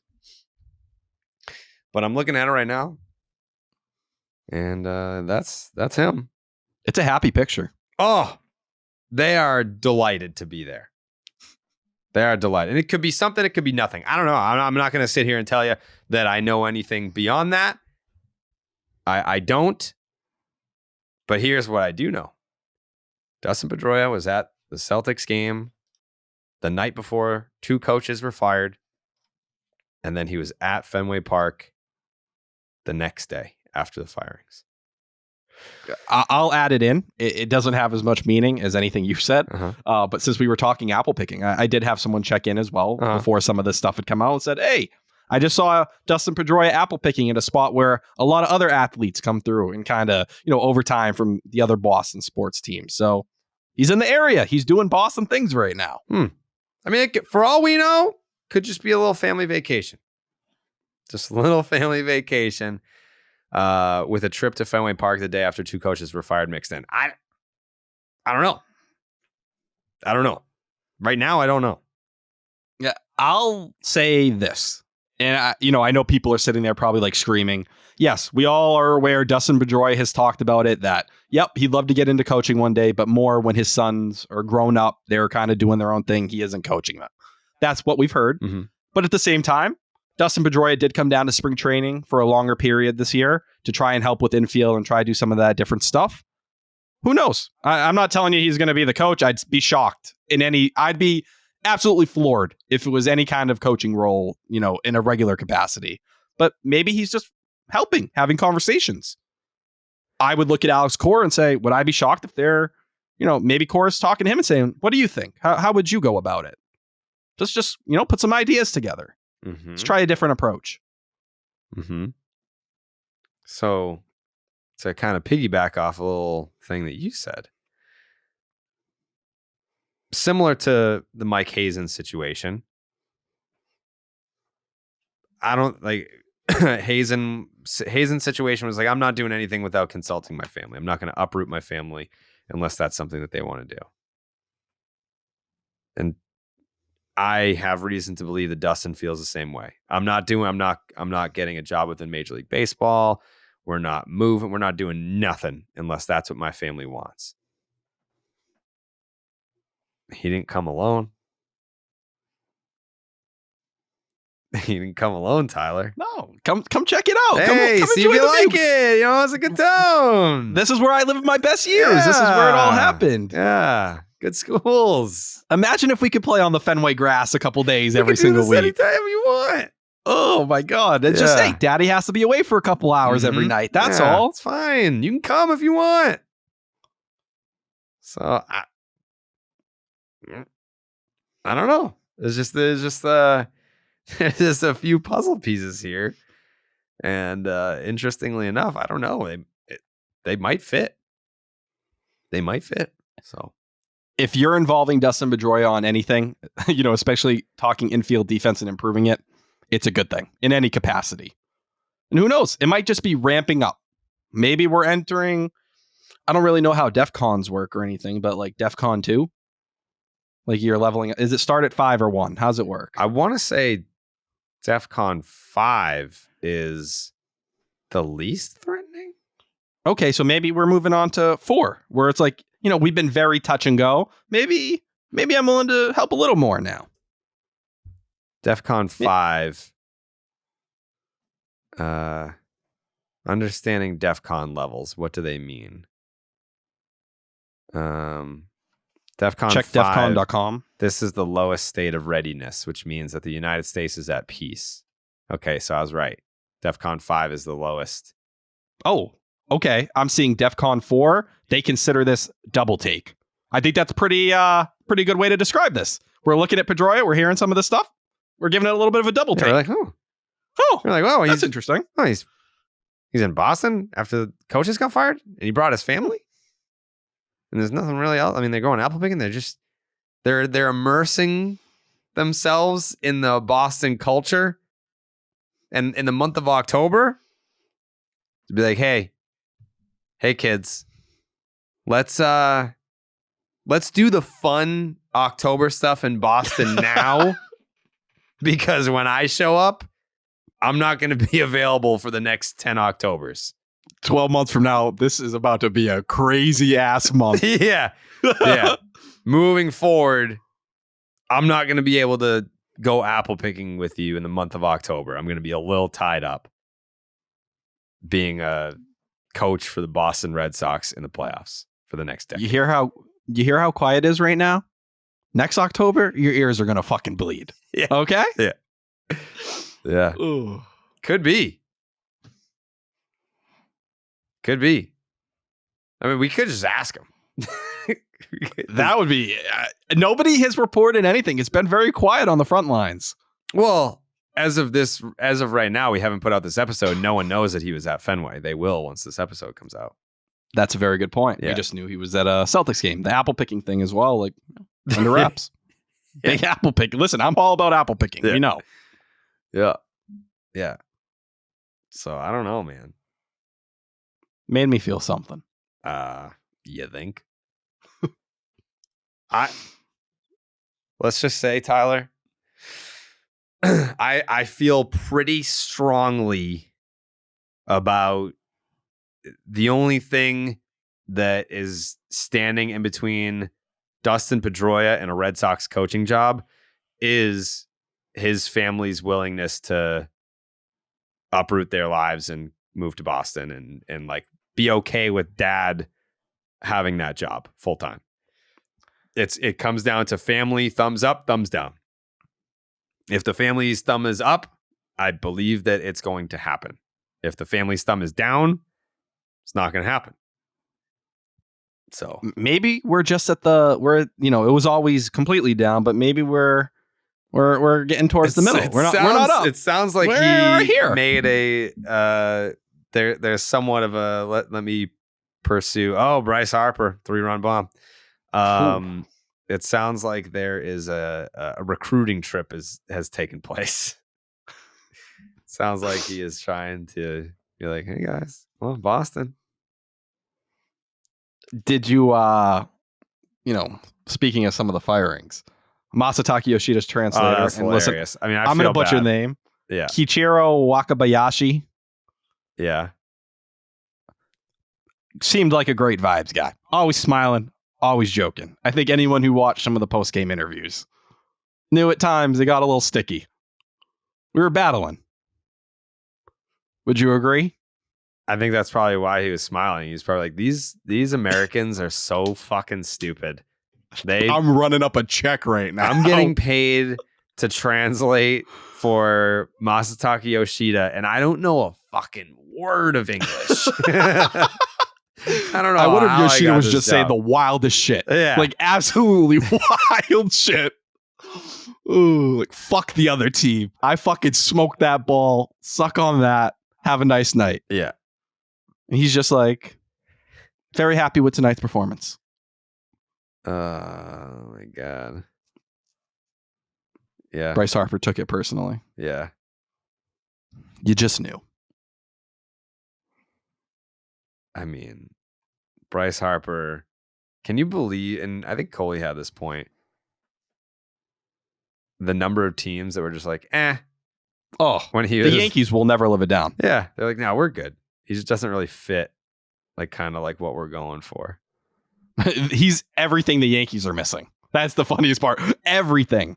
And listen, I was always a big Bryce Harper guy, but I'll admit, I think he's won a lot of people over, kind of being the LeBron of baseball in a lot of ways. And I'm not telling you he's a top 3 player of all time, but to go from being, this hype generational guy that everyone talked about, could not stop obsessing over, he's lived up to it. And that is such a fucking hard thing to do. And I put it like this. If I had to pick one other guy in baseball to be on my team, he's the guy. He is everything that you want to love about baseball. Playing hard, intensity, playoff atmosphere.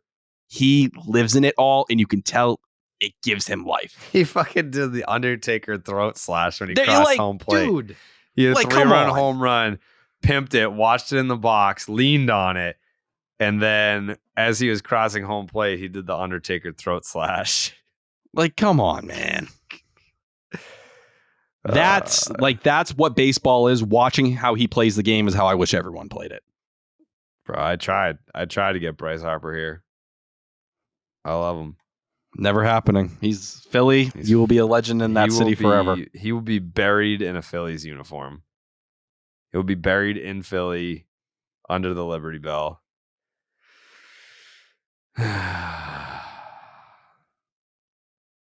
Sucks. That's the type of dude that like Boston needs.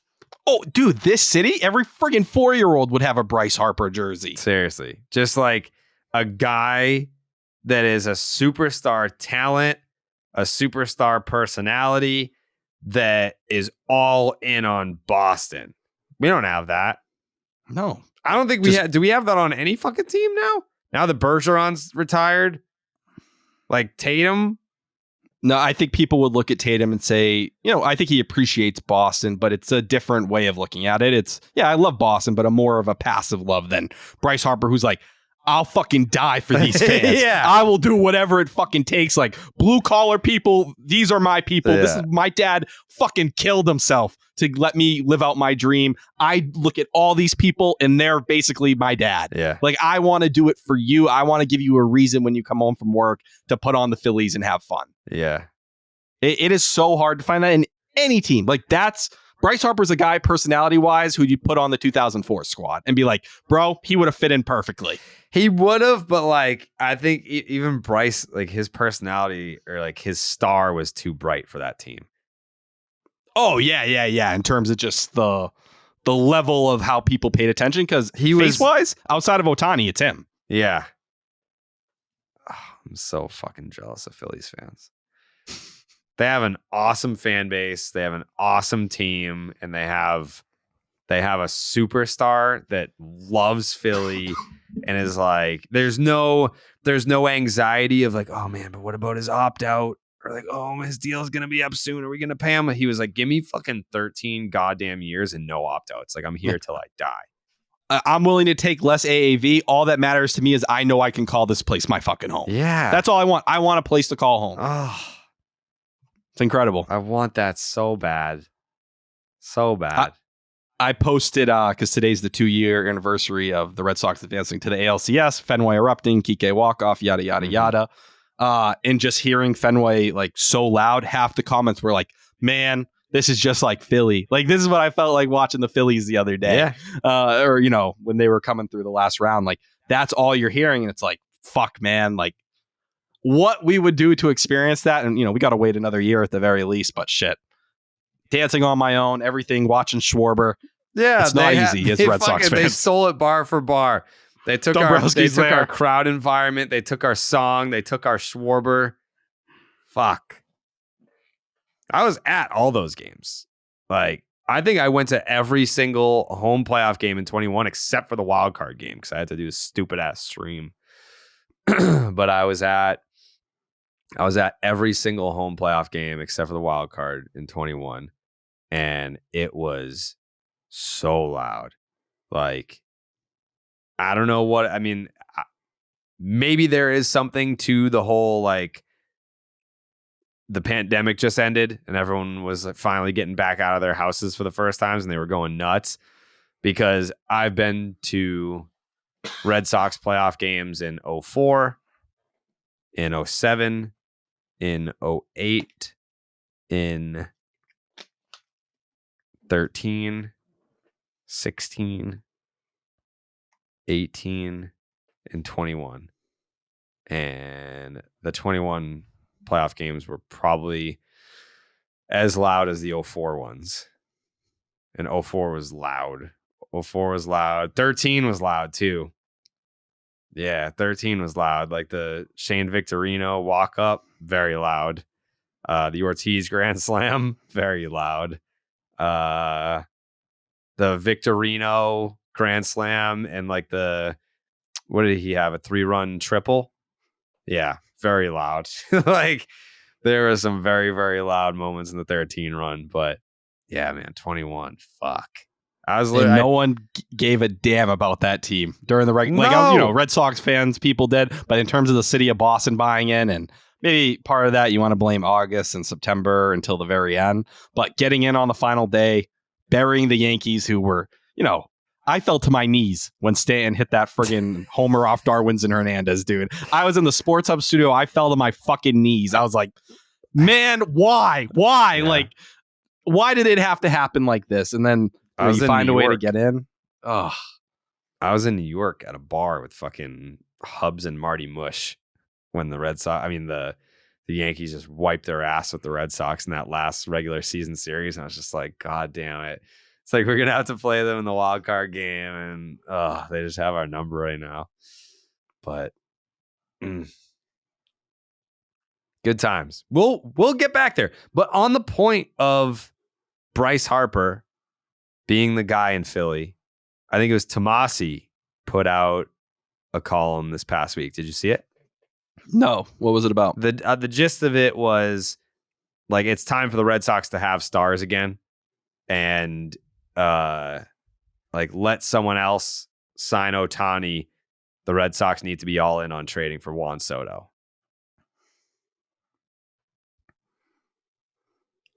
Listen, I think Juan Soto is generational. I do believe in that. And would I do anything to get Juan Soto here? Yeah, just about.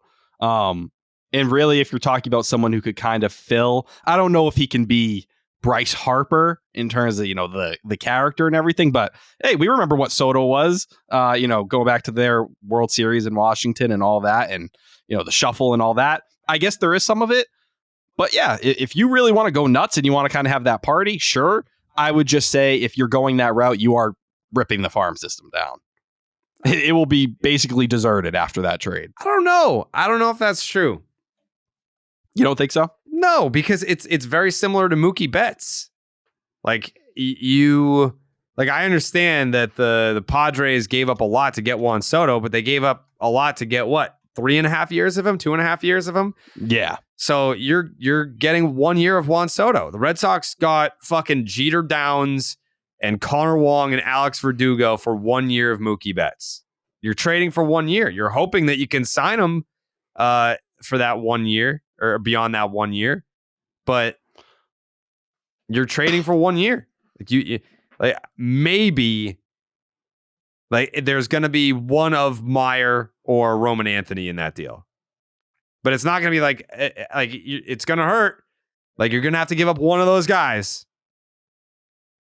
But beyond that, it's not going to be like, oh, fuck. And they gave up, X, Y, and Z. Where I would sit, and I guess I would question it, is a lot of people at that time, no one believed Mookie was going to be willing to sign an extension. The David Price deal did lower what the return was in a big way, taking half that money off the books. Yeah, I think you're definitely trading one of Marcelo and Roman. And then I'm guessing you're trading, probably a couple other real top, you're going to be probably like a 20th ranked farm system somewhere in there, but it's Juan Soto. And like, if you're truly pushing all the chips in, that's the guy I can excuse it for. But if you're trying to reach this level of sustainability and stuff, yeah, it's going to make that road a lot tougher. But there are certain guys you do it for, and Juan Soto is that guy to me. Like, to get a star that young, you would just have to have 100% confidence you're getting this deal done. Like, I mean, he's coming here and he's going to sign that extension within 48 hours. So you're giving him what, 450? Yeah, I'm willing to match 400 million, whatever you want to label it out. Let's give you this long-term contract where, we know you're going to be here basically the rest of your career.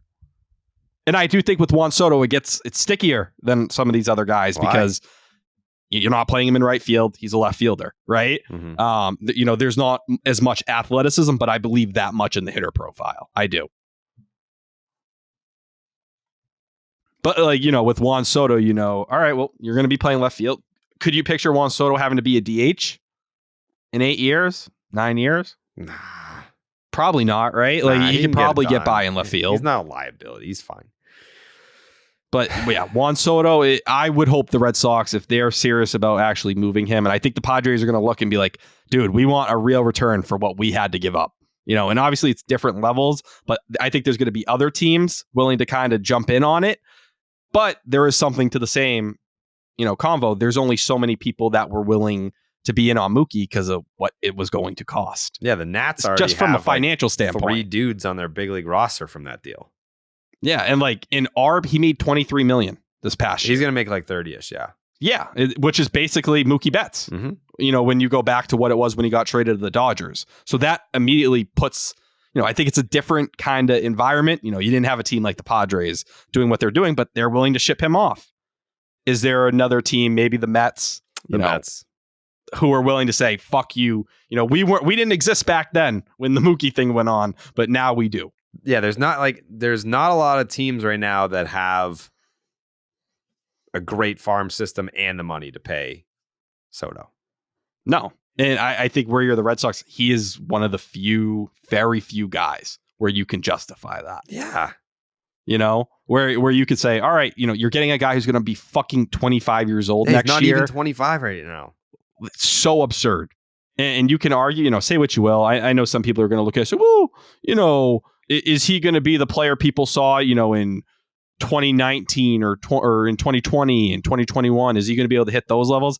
I think so. Even this year alone, fuck the 275 batting average. The dude had a 410 OBP. Are you fucking kidding me? Who knows what he'll look like at 28? Mm. If this is not prime Juan Soto, what the fuck is? Mm. And you talk about that approach, right? Let's find guys that work counts and make life hell on a pitcher. He's that. The only thing I would also throw in, it's another lefty bat. So are your 3 best hitters, probably for the next 8 years, 10 years, whatever you want to call it, Devers, Casas, Soto. I would do anything for one Soto. Yeah. You know me. I hug prospects as much as anyone. I would do it. Fuck about lineup balance if we're trying to figure out the Rafael Devers Juan Soto dynamic. We'll figure it out. Trust me. Not an issue. You should be in on that combo. There's no reason for you not to be. Well, we'll figure it out. You have to figure it out. I don't want to get my hopes up though. Every year I have to remind myself that the thoughts that I have in November almost always sound fucking ridiculous by mid-January. So after the winter meetings, you fall into reality usually. Yeah. Because you start to get reports from the Passons and the Rosenthals and of the world to where you if your team doesn't get mentioned, it's how often does a team just drop from the clouds and end up with a player that they weren't linked to weeks in advance? The Padres, I guess, for Bogarts, that was a little bit of a surprise. But even the Padres showing their hand when they, apparently got Judge in and that became a convo. And then Trey Turner, there was a showing damn, they want to fucking spend money somewhere. Yeah, so they were always looming, but I never thought that they would be in on Bogarts. I was they're looking for a big bopper, and that's just not Xander. But yeah, I think once November rolls around, World Series is over. You start to get those rumblings, reports. Just give me something to suck on. Just give me a little something to Something like juicy. something to nibble on. Just give me a little bit to be able to have hope. I think that's all we want, right? Like, the bar isn't that low. I don't think that we're going to walk away from the offseason as Red Sox fans being like, well, we had hope at least. Like, they were in on some of these guys. Like, that's exciting. No, they're going to end up having to land a Yamamoto, an Aaron Nola, a Juan Soto. Like, they've got to do something big. They have to. And the fact that Heim's not here anymore leads me to believe the odds are higher of that happening. If Heim were still the general manager, fucking chief baseball officer, the emperor of baseball commands, I wouldn't be as confident about a holy shit move happening. I think he would have done something here and there. Like, I think he would have made the team marginally better. I don't think that there would have been a holy shit move under Heim this winter. Now, you have to. It's almost like you have to justify the firing. Like, if they don't do anything big, it's like, well, what the fuck did you fire Heim for? Why did you fire Heim if you're just gonna operate like Heim was operating? Because at least he built up the farm system. Might as well have kept him. If you're just gonna completely deviate from what the philosophy has been under Heim, be like, all right, yeah, cool. We built up the farm system. Now we're gonna fucking trade some guys, or now we're gonna spend a shit ton of money. Two things that Heim quite literally never did. Yeah, and when you talk about that, when the leaks that were coming out and things you basically, were leaking out in the coming days, after he was fired, was the indecisiveness, not being willing to pull the trigger, overthinking certain contracts like Yoshida and Story that, decent chunks of change for sure, but they weren't, those mammoth deals, right? Like, they weren't what it would take to get Yamamoto or a trade that you would have to go for Juan Soto. When you're floating that stuff, you would hope that the next thing is that kind of move. But, you compare what some of Sam Kennedy said where, hey, we still care a lot about sustainability. And I think that's an important thing. You should. There's rules to the exception, though. And that's what Juan Soto is, right? And I think you kind of talk about Juan Soto outside of Shohei Ohtani. Is there a move that would engage fans more than that? Don't you think? Right? Like, just the casual everyday Bob, right? Like, Ohtani's Ohtani, there's no reaching it. He's a fucking alien. But Juan Soto? Can you name a bigger impact move than that? No. You can't. It's nothing you could come up with. You're getting a generational hitter before he hits his prime. And you're preventing him from going to the Yankees Which is the scariest outcome possible. You picture him with that short porch, and hey, you got your own thing. Juan, you want to fall in love with that monster? That can belong to you. Mm-hmm. And you'll have a guy in Devers and Casas who should also torture Fenways as lefties for years to come. Neighbors with it's David impossible Ortiz not to dream. Down in the Dominican. And maybe you look at that, David Ortiz. I know you feel maybe you haven't been able to connect as much, right? With certain guys. You bring Juan Soto in, Ortiz has his arm around him immediately. Ortiz might be waiting out the gates even if they don't call him. Like, you just got my fucking guy. Mm-hmm. It's fun. It's really hard to look at something like that and not dream. And I think this fits pretty well into the Shohei Ohtani report we got over the last couple of days, which I think kind of took the wind out of the sails for some people. But Mick Adam put it in his kind of column. He said, according to a source at a preliminary planning meeting for the Red Sox offseason held last month, Ohtani was not at all a focus.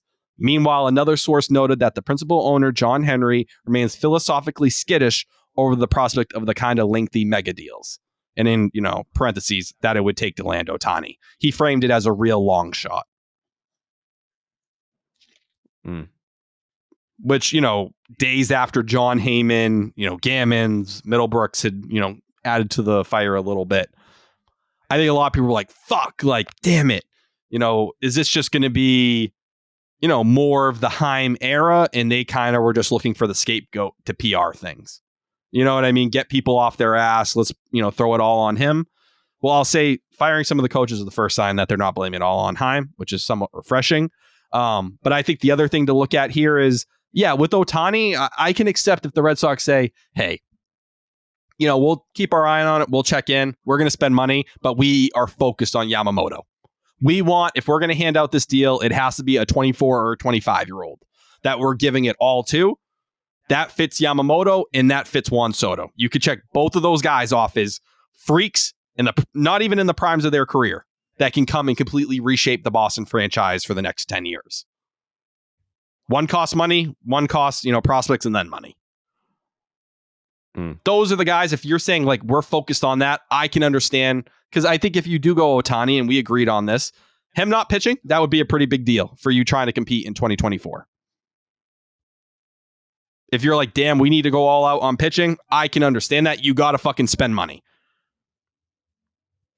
But if you're saying, all right, Ohtani maybe doesn't get us exactly where we want to be, maybe PR-wise it does, but as a winning ball club this year, we want to compete for a World Series in 2024. Maybe they view it as another path of having to spend money. I can accept that. If you're not willing to hand out major deals in the right spots for a guy like Yamamoto, you're just an unserious franchise. Jake, if I said you can only have one, and more than likely you'll have neither, but if I said you can only have one, Shohei Ohtani or Juan Soto, what player do you want on the Boston Red Sox? It would just be so fucking fun having Shohei. The amount of attention that would come to Fenway, and like we already are in the national spotlight just for being Boston, but it would just be a whole different ballgame. I would love to experience that. Yeah. And you could justify it and say, well, you're going to get ridiculous offensive production, in 2024 either way. One costs money. One's going to cost prospects and money. Right? Yeah. It also counts them wanting to come here. Well, I think that, Beetle made that point on 98.5 The Sports Hub, Zolak and Bertrand, 2-10, or 10-2, Monday through Friday. Only on 98.5 The Sports Hub. Beetle made the point about, like, I just want some sort of report indicating that he's interested in coming here. To which Tyler Milliken of 98.5 The Sports Hub said he didn't even take a meeting with the Red Sox. So the last time that he was able to indicate to you that he was interested or not, he said he was not. Didn't even want to meet with you. But now we're sort of hearing reports that it's not like the whole like Shohei rumor mill was less about, for me, the Red Sox being interested. It started with Shohei saying that he was interested. New Balance, it works for me. Yeah. That's where, I'm signed to. Yeah, the first rumor was Shohei saying that he was interested in Boston. Then it became, I think the Red Sox are interested in being in the Shohei sweepstakes, which, all due respect to Sean McAdam and his reporting, but I have definitely heard the contrary. Like, I have heard that the Red Sox are interested and that the Red Sox are motivated to be a major player in the Shohei sweepstakes. Like, I've heard that. So, I don't know. I'm more on Beatles' line of thinking. I'm not going to get excited until I like genuinely hear like a report that Shohei is interested in Boston. Because if you're a businessman, which John Henry is, I think that beyond just, I'm scared of the, long-term big money contracts. It's not like there's a big difference between signing, I don't know, like Manny Machado to a big money long-term contract and Shohei Ohtani. Like, Shohei Ohtani is going to be a star that drives ratings and merch and whatever other metric you want to use from a business standpoint, attendance, tickets. You're going to break records across the board. There's Yes. no other way to put it. Yes. So, like Sean's reporting about John Henry being skittish about those types of contracts, I'm sure that's 100% valid. But Shohei is not in that tier. He is in a tier by himself that has never existed. It's an exception to the rule. Yeah.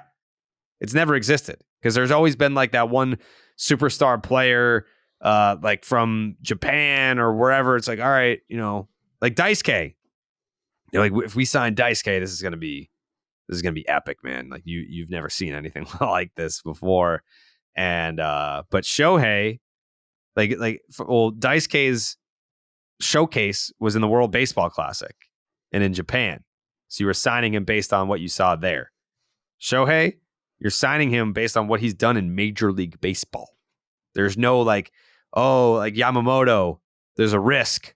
We've never seen him against Major League hitters. You're going to give him $200 million? With Shohei, it's like, we've seen what he can do against everyone, and he's really fucking good. Like, way better than everyone. Significantly better than everybody. So, at the very least, It's a marketing expense. Best case scenario, it's a marketing expense, and you're getting the best player in Major League Baseball, perhaps ever.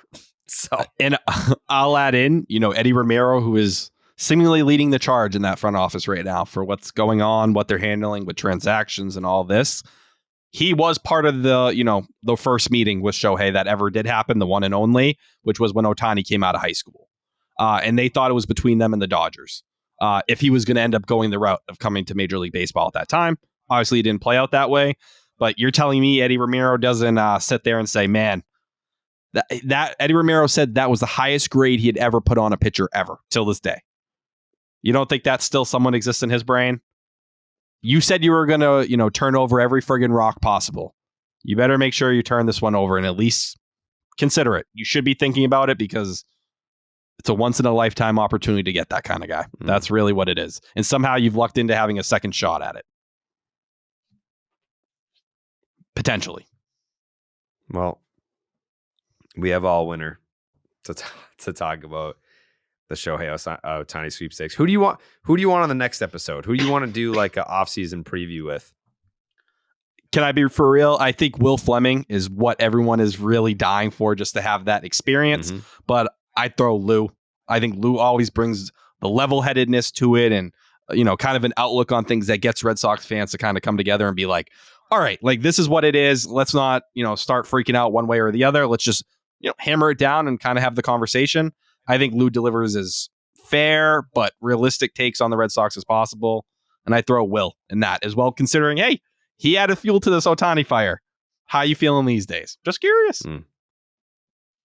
I mean, those are the two names that I had, so that didn't help at all. It's more just... You want someone off the panel? I thought you were speaking more I'm saying like, who should be first? I'd feel wrong if it wasn't Will to start the offseason. Okay. All right. I'll make the call. Will Fleming. I think you know what I meant. Yeah. I knew what you meant. Flem dog.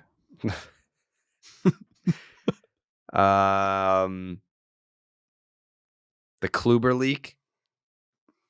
Yeah, I think that's, a quick one. That came, Cotillo put out an article just, recapping the Red Sox pitching this year. Just threw this little nugget in about Kluber. Some in the organization had questions about his shoulder at the time when Bloom signed him in December and believe he was never fully healthy to begin with.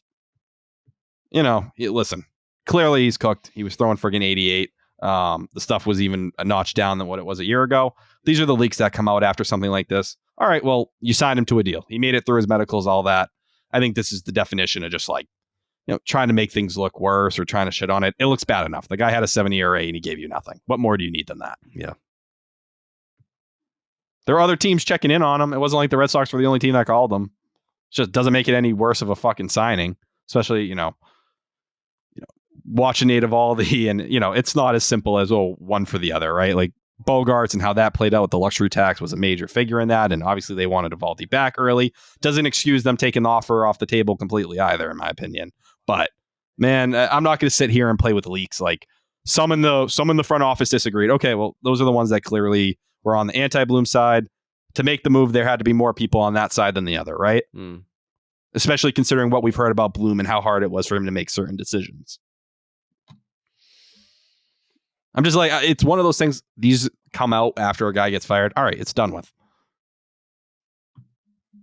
Yeah. You're telling me the guy who's been extremely injury prone and was dealing with shoulder stuff in the past couple of years, there may have been some damage. Sure. I bet you sign any 37-year-old pitcher and there's things that pop up on those medicals that you're concerned about. Yeah. Yeah. I don't think, Heim needs to be kicked on the way out for sure. But the Kluber signing was ass. I mean, we were mocking him being the opening day starter before he even threw a pitch for the Red Sox. So we were watching. He's sitting 86, 87 in camp. Yeah. Like, come on. Yeah. It is what it is. It's come and gone. He's not going to be here. I don't care about the option or whatever. Mm-hmm. It is what it is. It was a bad signing. There's really no other way to frame it. What did Alex Spear have to say on how executives view the Red Sox job opening? Yeah, I thought this was, one of the bigger things we've got on a front office search that has been pretty quiet. But I basically summed it up in 4 nuggets. People do look at the Red Sox front office opportunity. Just settled on 4 nuggets. More of a 20-piece guy. Fuck you. But basically the way it was framed is executives around the league see it as a place. Yeah, there's a great opportunity to win and do your thing, but there's a lot of reservations as well. People look at Bloom and Dabrowski and said, hey, those guys did exactly what they were supposed to do and they got fired. Why am I going to walk into this and feel confident I'm going to last more than 4 years here? Why am I going to be someone who gets the long-term treatment and I can really put my roots down here? But yeah, there's an industry consensus that the Red Sox can contend in the near future with a strong base of young talent, modernized infrastructure, and potentially significant payroll. That's appealing. That's what we've talked about as the positives. On the negative side, Alex Cora is looked as an elephant in the room for a lot of guys at the moment. And some executives believe, the top level decision makers, so think Eddie, Grootman, Raquel, BOH still being there, they think there might need to be some fresh voices in that room. Some other people that are new to that mix.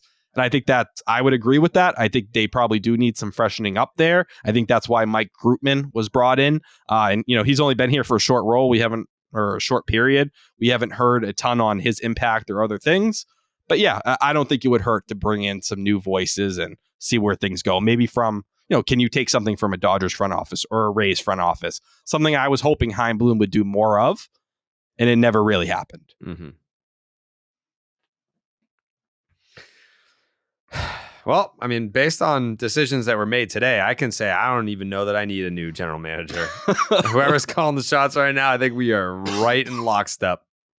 First order of business, get the fuck rid of Kaleb Ort. That's how you fix the Red Sox. Move number one. So it's hard to hate on a move like that. I'll give it to you. You say Kaleb Ort sucks. All right, I'll tip my cap to it. Before he goes to a real pitching coach and they turn him into something. I don't care. But it's done with it. For the off the field stuff alone makes it worth it. Yeah. But I do think there's something about Alex Cora being an elephant in the room. Yeah, I think that's why probably Hazen was like, appreciate that call. I'm going to be signing this extension with the Diamondbacks. Guys who are in comfortable spots. Chris Antonetti. I remember you called me years ago. I hear the phone call. Within days, the beat puts out, I'm sticking around. I'm good.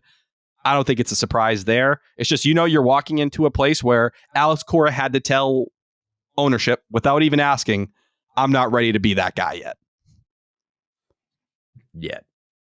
Yeah. It's pretty telling when you have to start the conversation with that. Mm-hmm. They value you. They think you could do that. Well, what's going to happen when things get rocky here?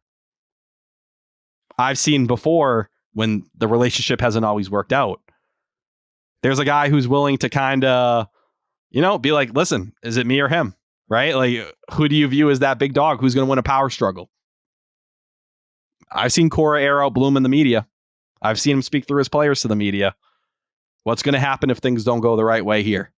Am I just the next bridge until Cora is ready to make that next step? Mm-hmm. How could you doubt anyone for feeling that way? Unless it's just Eddie. Unless it's just Eddie, the guy who has a good relationship with Cora. Unless it's just Eddie Big Nuts. Eddie Big Nuts. You've heard some things about the scrotum. Mm-hmm.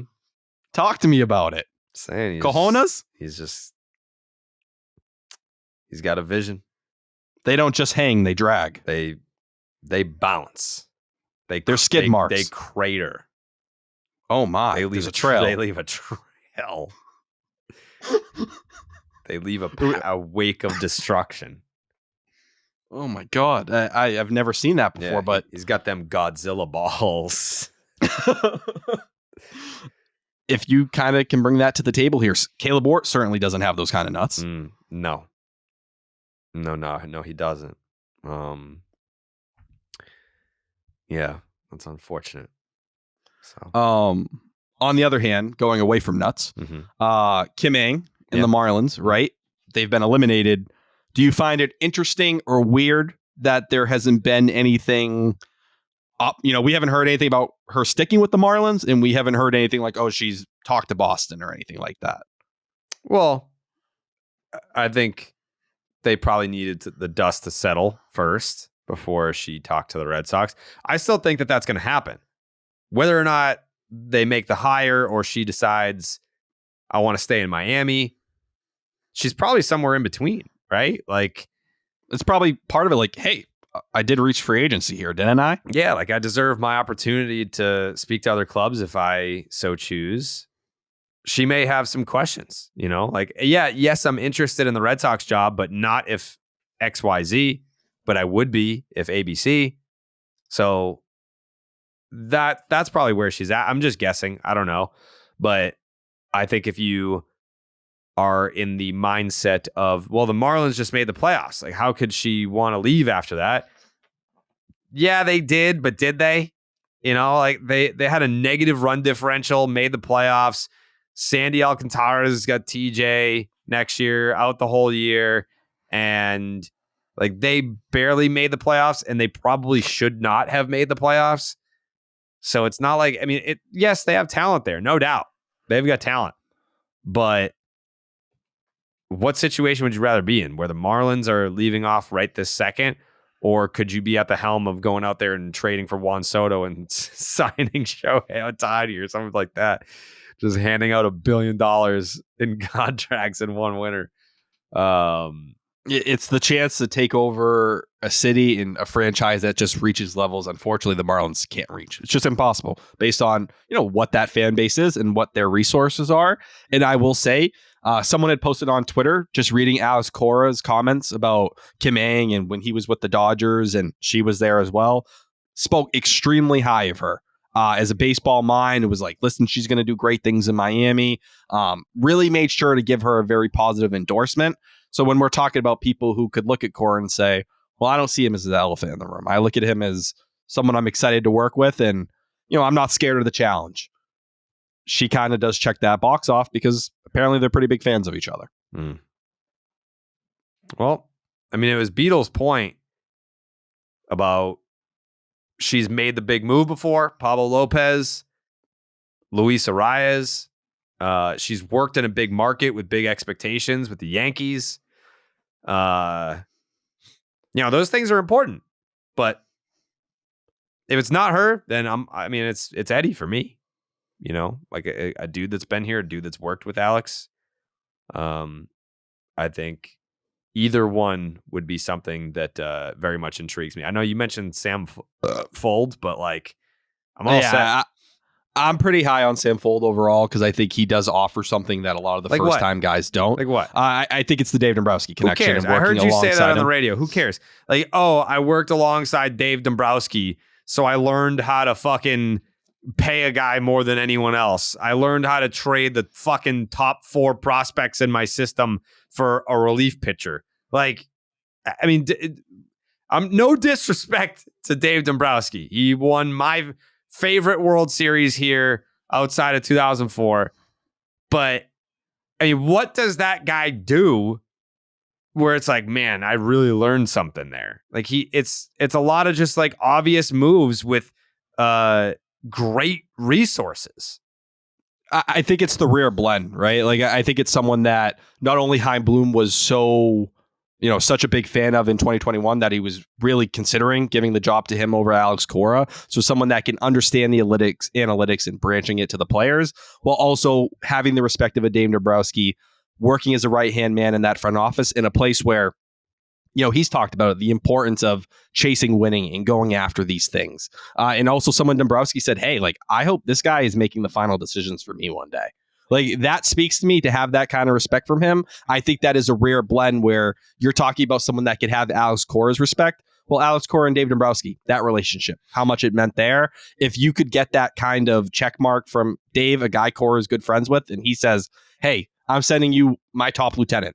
This is someone I think you can do a little bit of both. Someone that, can maybe be that rare blend we see in an Andrew Friedman or something like that. I think there's value there. And I think there's a reason that name's come up again. Clearly, I think ownership also felt, they were impressed by his interview process. That means something to me. I do think there's a big part of when you talk about Chaim and Alex Cora, the inability to understand the roster construction together, right? And be able to agree and understand what it means to be a player and be a guy in that clubhouse. Well, Sam Fold gets both sides of it. I do think that's a value there. Now, am I telling you I don't agree or I disagree with the premise you need someone with experience if you're making those big moves? I do. But also sustainability is important. And we've seen the Marlins farm system. I believe they're 27th right now. That's a part of this conversation. You say Kim Ng, well, the run differential was -50. How good were the Marlins, right? I think those are fair questions, and I like Kim Ng. I'd put that as my top 3 right now. It's Kim Ng, Sam Fuld, and Eddie. I think Sam Fuld, to me, while I do think he checks off a lot of boxes, it also comes with the first-time hire guy. And are you willing to walk down that lane? I think it is somewhat contradicting to some level to say, well, we need someone we know that can make those decisions. Well, you don't know with the first-time guy. You never do, right? Like that is part of that equation there. That's another reason why it doesn't make sense is because you just did that with Heim. Sure, so but if you're just going to do that again, like after Ben Cherington, they were like, okay, we didn't really love how Ben was doing this, so let's bring in a guy that's been there, done that. Boom, like we know what we're getting with Dave Dombrowski. Do you really know what you're getting? You felt you went too far with Dave Dombrowski. That's why you got fired. Then in Chaim Bloom's case, you felt like you went too far in the other direction. I think is this a baby that's somewhere in the middle? Ownership didn't get enough blame for the Dave Dombrowski stuff because you're too early. I think when you look at the Dave Dombrowski era here in Boston, he made a lot of important moves that really helped the team win a World Series title. But I think what sank the ship were the contracts. It was the Chris Sale extension. All right, well, John Henry, you don't have to approve it. It's your money. Like he's just a baseball operation, whatever the fuck. What was his title? Director of Baseball Operations. President. He's a POBO. Yeah, whatever. You're a financial advisor. Still your money, John Henry. You can say no. Oh, that doesn't feel smart. Like I'm reluctant to do that. That was the war, right? And Dombrowski took it very personally when they weren't super interested in the deal. They kind of clashed heads over it. And that was where things played out over the course of the year, where they were like, let's let it play out. Why do we have to get a deal done now? Dombrowski was like, get it fucking done. Like, I need to make this move. Ownership wasn't a fan of it. They end up making it. They see where they are at the end of the year. It's a different conversation. And I do think there's justification when you talk Dombrowski. The reason why things have worked so well with the Phillies was he had the same pass. It's like, all right, go fucking nuts. Like, let's go. We are trying to win a World Series. The Red Sox knew there was going to be a step back here after the luxury tax. Did they believe Dombrowski could do that? Well, they didn't give him a chance. So we never fucking got to see it. And it would be unfair not to mention what he did with the Marlins in those years where he did build something up and make it happen. But he didn't get the chance. They didn't think he could do it. All I'm saying is if you're looking for a baby between the two, like someone who could possibly walk in those shoes and fill that role, I think Sam Fuld is the closest thing. But it does go back to the conversation. If you're looking for experience, awesome. Well, if Kim Ng stays with the Marlins, what are we doing? Then you consider what Eddie Romero, but you could say the same thing about Eddie Romero. He's never made the big decisions either. You don't know. It's going to be Cora pulling the strings in a lot of ways. You check off a similar box as that with Sam Fuld. Eddie Romero's never been the top guy. It's a whole different situation when you're the top guy. He's done exactly what the fuck Sam Fuld's doing right now. He just has a relationship with Cora. That's a big part of the job description. It is, but if we're saying, well, if you don't have experience and it doesn't make sense, that would disqualify Eddie as well. No, I mean, he's got experience because he's been running the Red Sox since Heim got fired, and I love the move so far. The Kaleb Ort move. But like, I think that's where you question that elephant in the room. Does it become too big, right? And maybe John Daniels, this is where he kind of pushes himself into this conversation as well. I love the direction the team's gone. I'm the happiest I've been in a long time. Love the direction of the team. Bradford had that piece mentioning Kim Ng and John Daniels. Those were the two he said to kind of keep an eye on. Yeah. And listen, say what you will. There's a lot of John Daniels fingertips on that Rangers team right now. Yeah. You mean fingerprints? What'd I say? Fingertips. That too. Mm-hmm. Well, you got to put your fingertips on it to get those prints there. Just starting from the beginning. Mm-hmm. Would you say what are your top 3? Eddie, Kim, or bust? That's for me personally, but like if I'm gonna like handicap it in terms of what I think it could be, then yeah, Sam Fuld would probably be 3. Yeah. Any of those 3, I'd be pretty happy. I think they just all kind of check off what you value the most in a front office. Mm-hmm.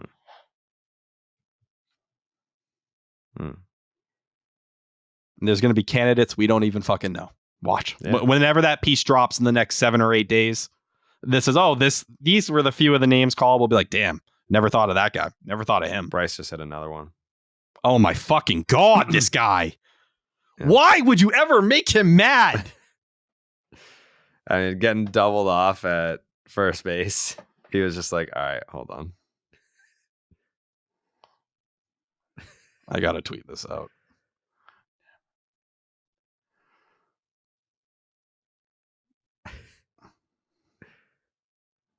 He's the king of Philadelphia. I was very, very jealous of Phillies fans after the first one. Now it's just like, what more do you need? And you know what will be not frustrating, but it's gonna be a hard thing for people to kind of accept here, that we're like, oh, I don't want to hear about the Dave Dombrowski talk or whatever, man. If the Phillies pull it off this year, the same year Chaim Bloom gets fired, holy shit. I don't care about that narrative. I don't either, but as someone who sits in sports radio land every day, it's a tough one. What do you mean? Oh my God, that will be ran into the friggin' ground. Are you kidding me? It'll be like the ultimate goodbye to Chaim. I guess. I want to run some blue moons For them. into my stomach, though. I'll tell you that. Oh, I'd love to get drilled by a blue moon. Shove it right inside of me. Yeah, Jake, if you could just be so kind as to tell the good folks at home about Blue Moon. Yeah, you know what, Tyler? Why don't you shove a Blue Moon right up your ass? Because even under the bright lights of the playoffs, Blue Moon Belgian-style wheat ale is the beer that's made brighter. Blue Moon was born in a ballpark for baseball fans, first brewed at Coors Field in Denver, Colorado. From its bold, refreshing flavor to its beautiful, bright color, Blue Moon is as iconic as America's pastime. We have a lot of crossover listeners between Baseball is Dead and Name Redacted, which we love. Joey's cat, Riley, unfortunately passed on Monday. If you're a fan of the podcast, you already knew that. But a lot of people have been bringing it to my attention. Where was Tyler when Joey's cat died? Something about it just seems a little bit off. And by a little bit off, I mean Tyler definitely murdered Joey's cat. Probably loved it too. Probably murdered his cat and kicked back on the couch with an ice cold Blue Moon and never thought about it again for a second. Sick fuck. But with its refreshing flavor with Valencia orange peel for a subtle sweetness and hints of coriander, Blue Moon Belgian White Belgian style wheat ale is a one-of-a-kind beer that's made brighter. It's carefully crafted and full-flavored with refreshing notes and a smooth, creamy finish. Blue Moon was brewed by baseball, so it's the perfect match for the playoffs. The crack of a beer, the pour, the first sip of that bold flavor. Blue Moon always feels like a special occasion. Best served with its signature orange garnish to showcase its beautiful bright color. A beer this good only comes around once in a blue moon, but you can enjoy it all through the playoffs. Brighten up the baseball playoffs with Blue Moon Belgian-style wheat ale. It's one of a kind every time. Check out shop.bluemoonbrewingcompany.com for fresh baseball merch and visit get.bluemoonbeer.com/Jared to find Blue Moon delivery options. That's get.bluemoonbeer.com/Jared. Blue Moon, made brighter. Celebrate responsibly. Blue Moon Brewing Company, Golden, Colorado Ale. All right, thank you, Jake. Appreciate you. Yeah, I mean, I all right. If you want Will Fleming next week, I'll get you Will Fleming. Demand it. You demand it. Demand it. The people demand it. The people do demand it. The people love themselves some Will Fleming. We can get Will Fleming on for next week. We'll do a full off season. We'll do like a season review with an off season outlook. That'll be fun because we haven't gotten Will on like for real. Like I think we should do like grades and everything at one point, or like, you know, some kind of, last year we went through the entire roster. Yeah. We could do something like that. Although like I am just purely disgusted by the 2023 Boston Red Sox. Of course, but but the more I've sat with it, the more just like even down to like the fucking Turner standing out. And I love Justin Turner and I'm glad that fans acknowledged him. It just, I don't know. I just didn't love how it's like, yay, last play. Like I'm just so sick of fucking losing. I'm so sick of not genuinely being excited about the Red Sox. When that's your final memories of a season, it's depressing. Mm-hmm. It's beyond depressing, but that should fuel everything that goes on. And, you know, we got the Chad Jennings thing over the last couple of days that the Red Sox are among the teams showing meaningful interest in Yamamoto. Let that give you flight right now. Everything we're hoping for and rooting for, cling to that. Yeah. One last note from me. I owe an apology to Devers and Joyer. I tried. I said vote for Devers and Joyer. Still won anyway. Sorry. Man, I wanted you to win. I even like I didn't even interact with the poll because the people trust me. There's people that will. Oh, don't even. Yeah, Fuck you. Fuck you. There's no. There are people who will quote tweet it and be like, vote for the other person. I don't want to win. Vote for the other person. Like they're saying like, I want you to vote for me, but I don't want to be vain enough to be like, hey, vote for me. Like I don't want to sound like I'm vote for myself. Yeah, like I don't want to sound like I'm begging for votes because I'm losing. So vote for the other person. And then they really want you to vote for them. So they are bringing attention to it. I didn't even interact with it. I didn't quote tweet it and say, vote for him. I did nothing. All I said on the podcast was like, I want Devers and Joyer to win. And it just didn't work out that way. I tried to lay down and die. I tried to put him over. Just didn't happen that way. So it was a hell of a performance. I don't think anyone would have been able to put up that kind of fight against you besides probably stats. Because you guys were in the finals last year, right? Yeah, but I don't even think it was that close with stats either. That speaks to it. Devers and Joyer has a fucking army. Respect to his name. And while we're doing this, I'll thank everyone who voted for me. Who'd you beat? Castillo. Well, he sucks. It probably wasn't even close, right? It was like 70-30. Yeah, but I'll give credit to Castillo. He was one of those guys who's like, vote for Milliken. I don't want the interactions or anything like that. That's what he was doing, though. Like, he was doing the exact same thing. He was saying, like, oh, yeah, vote for. First of all, he knew he was going to lose. So it makes him look better by saying vote for Milliken. Like, trust me, we were going to anyway. Don't worry about it, buddy. But it's also like, hey, I'm bringing this to your attention. So if there's any Castillo maniacs out there that want to vote for me, now's the time, in case you didn't see this. Yeah, he would be one of those people. But I appreciate anyone who gives a fuck to support me in the first place. And listen, a vote for me is a vote for murder of any pet anywhere. Yeah. And I will continue to stand on that promise. Every time you vote, a pet somewhere dies. Awful way. Choke, murder, car. I don't give a fuck. I will kill that pet if you want proof of it. I will send it to you. What happened to Bullet? He died. Yeah, he did. Just like Riley. Yeah, Riley's dead too, which is unfortunate. I feel bad. R.I.P. Riley. Riley lived 17 years. Yeah, long life for a cat. Bullet didn't make it to 1. Yeah, that's your fault, by the way. But who's next? I haven't looked at the bracket. Actually, I haven't seen mine. I think Ed did take a few days off of the tournament for everything that's going on internationally with war and everything right now. But I don't think there's been any I'm not set up for the next round or anything like that, so I'm not sure. So I guess I have no choice but to just win the whole thing again. I think he picked his final 4. It was you coming out of Division 1, Stats in Division 2, me in Division 3, and Coley in Division 4. Yeah, the island of relevancy, baby. That's the Section 10 clout. Yeah, the fucking island of relevancy. I bring my people up. That's what I do. Thank you, J-Dog. I'm a provider. I'm a protector. I'm sucking the nip. That's all it is. I bring my people up. Why was Jake not in the tournament? I wanted Jake in the Final 4. Jake needs to be in the tournament. I agree. I wonder... Is Steve in it? Yeah. Did he lose, probably? That's a good question. I don't think Steve interacted with it either. Well...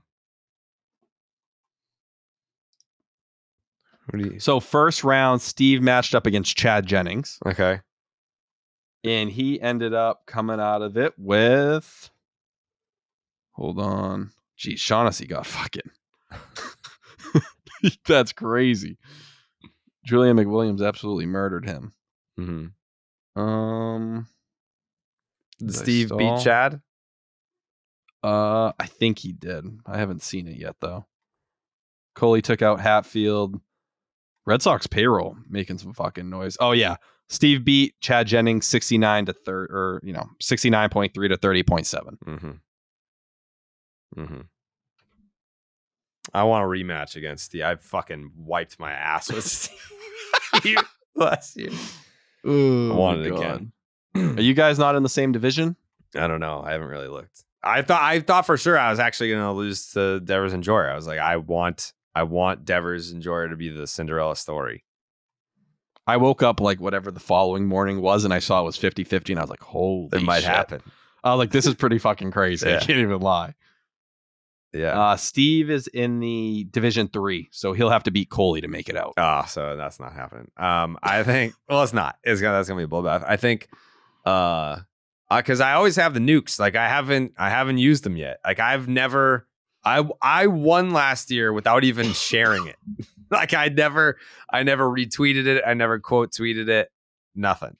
So, but I have them. If need be, I'm not afraid to hit that retweet button. That's the DEFCON level 5. 1. You're right. Damn it. Yeah. I think I don't know who I would use it against though. Like who? I don't know. I don't think that there's no threat, dude. Acknowledge me. You know what would be one? And Who? it's Coley. Yeah, but you know what? Coley did the thing last year. Coley quote tweeted it and said, vote for Jared. And then everyone voted for him because he did that. And it still didn't work. No. All right. So that's probably the reality. That was the closest matchup. All I'm saying is, if we somehow match up against each other, remember, I'm not going to live long. That I'm towards the end here. Well, so that I can't make you any promises because even when I try to lose, I win. That's a good point. And I will also say, if I go up against Stats again, I know I'm going to get a beating there as well. I don't know. There's a couple people. I'll help you in that one. I think Luke could clip me easily. Last year, like Stats put out his like Final Four and didn't have me in it. So I was like, you know what, Stats? If wow. Yeah, Stats like made his like Final Four prediction and didn't have me in it. So if you and Stats go toe to toe, I got that quote tweet ready to roll. Another year of him blocking people might put me in good shape too. Did he block you? Oh, he's blocked my account, the video uploading account, the other burner account that used to upload videos. They're all blocked. That's crazy. Hey man, I'm happy he's dedicated. He's paying attention. Well, I think the biggest takeaway here is we need to get Jake involved. Jake will fucking win it. He's gonna bowl through everyone. It'll be over. That would be what did. Yes, if Jake is in it next year, which he absolutely should be. Let me see. DM Ed. Let's get on. Let's get this taken care of. Like, what are we doing here? Jake's Twitter. So mid-season every year, he has a play-in tournament to get in. No, we don't do play-in tournaments. Jake, don't do play-in tournaments? Yeah, like if how many fucking like if we did in Twitter engage, if this is a Twitter personality, Red Sox Twitter personalities, like Jake does big numbers. Oh, dude, Jake just tweets out like just how he's feeling and it bangs every time. Doesn't have to be something like stats or anything. It's just no. We don't do fucking. Think about this. No. We don't do play-in tournaments. Like if I go through this bracket right now, you don't think I can find someone that Jake should be in over? Agreed, but I feel like that would be mean. I clearly don't mind being mean. Let's see. True. I'm just gonna stop. First of all, my name isn't even spelled right in this motherfucking bracket. The disrespect. Oh, on the actual bracket? Yeah. Oh, I already found one. Who? Yep. I'm not gonna say it. Don't say it. I'm not. That's so mean. What do you mean, dude? That's so mean. You don't even know you don't even know who I picked. It could be anyone, and it would be mean. Could be anyone. Could be anyone. You're turning over a new leaf. What do you mean? You're gonna happy Jared. Hey, you got all your feelings out. There's plenty. There's a handful of accounts that Jake should be in here over. Jake, are you saying you're not willing to be in the play-in tournament? I mean, I'll let Ed do what he wants to do, but just put me in and we'll see what happens. Oh, yeah. Talk your shit. Yeah, that's how I feel. Yeah, put him in. Yeah, you could make Jake like the fucking 30 seed, and he's gonna dick down. Like he could beat someone like a single digit. or like 15 and up. He could beat that. Any one of those people. Oh, dude, Jake there's a weird energy. People just relate to Jake. Yeah. Next year, all right, here's the deal. I'll win it this year again. And then next year, you win it, Jake. Let's run that play. Can I get the year after? No. Okay. Thank you. I'll be dead by then. You know what? Maybe we'll make Tyler win this year and then Jake win next year. And then we'll just have the Triple Crown. That would be solid. I'd appreciate that. Me, Tyler. All right, we got to take a break and talk about Zyn nicotine pouches. We're always talking about what a team needs to get to number one, but Zyn nicotine pouches are already there. Zyn has helped millions of people achieve lasting change, earning the title of America's number one nicotine pouch.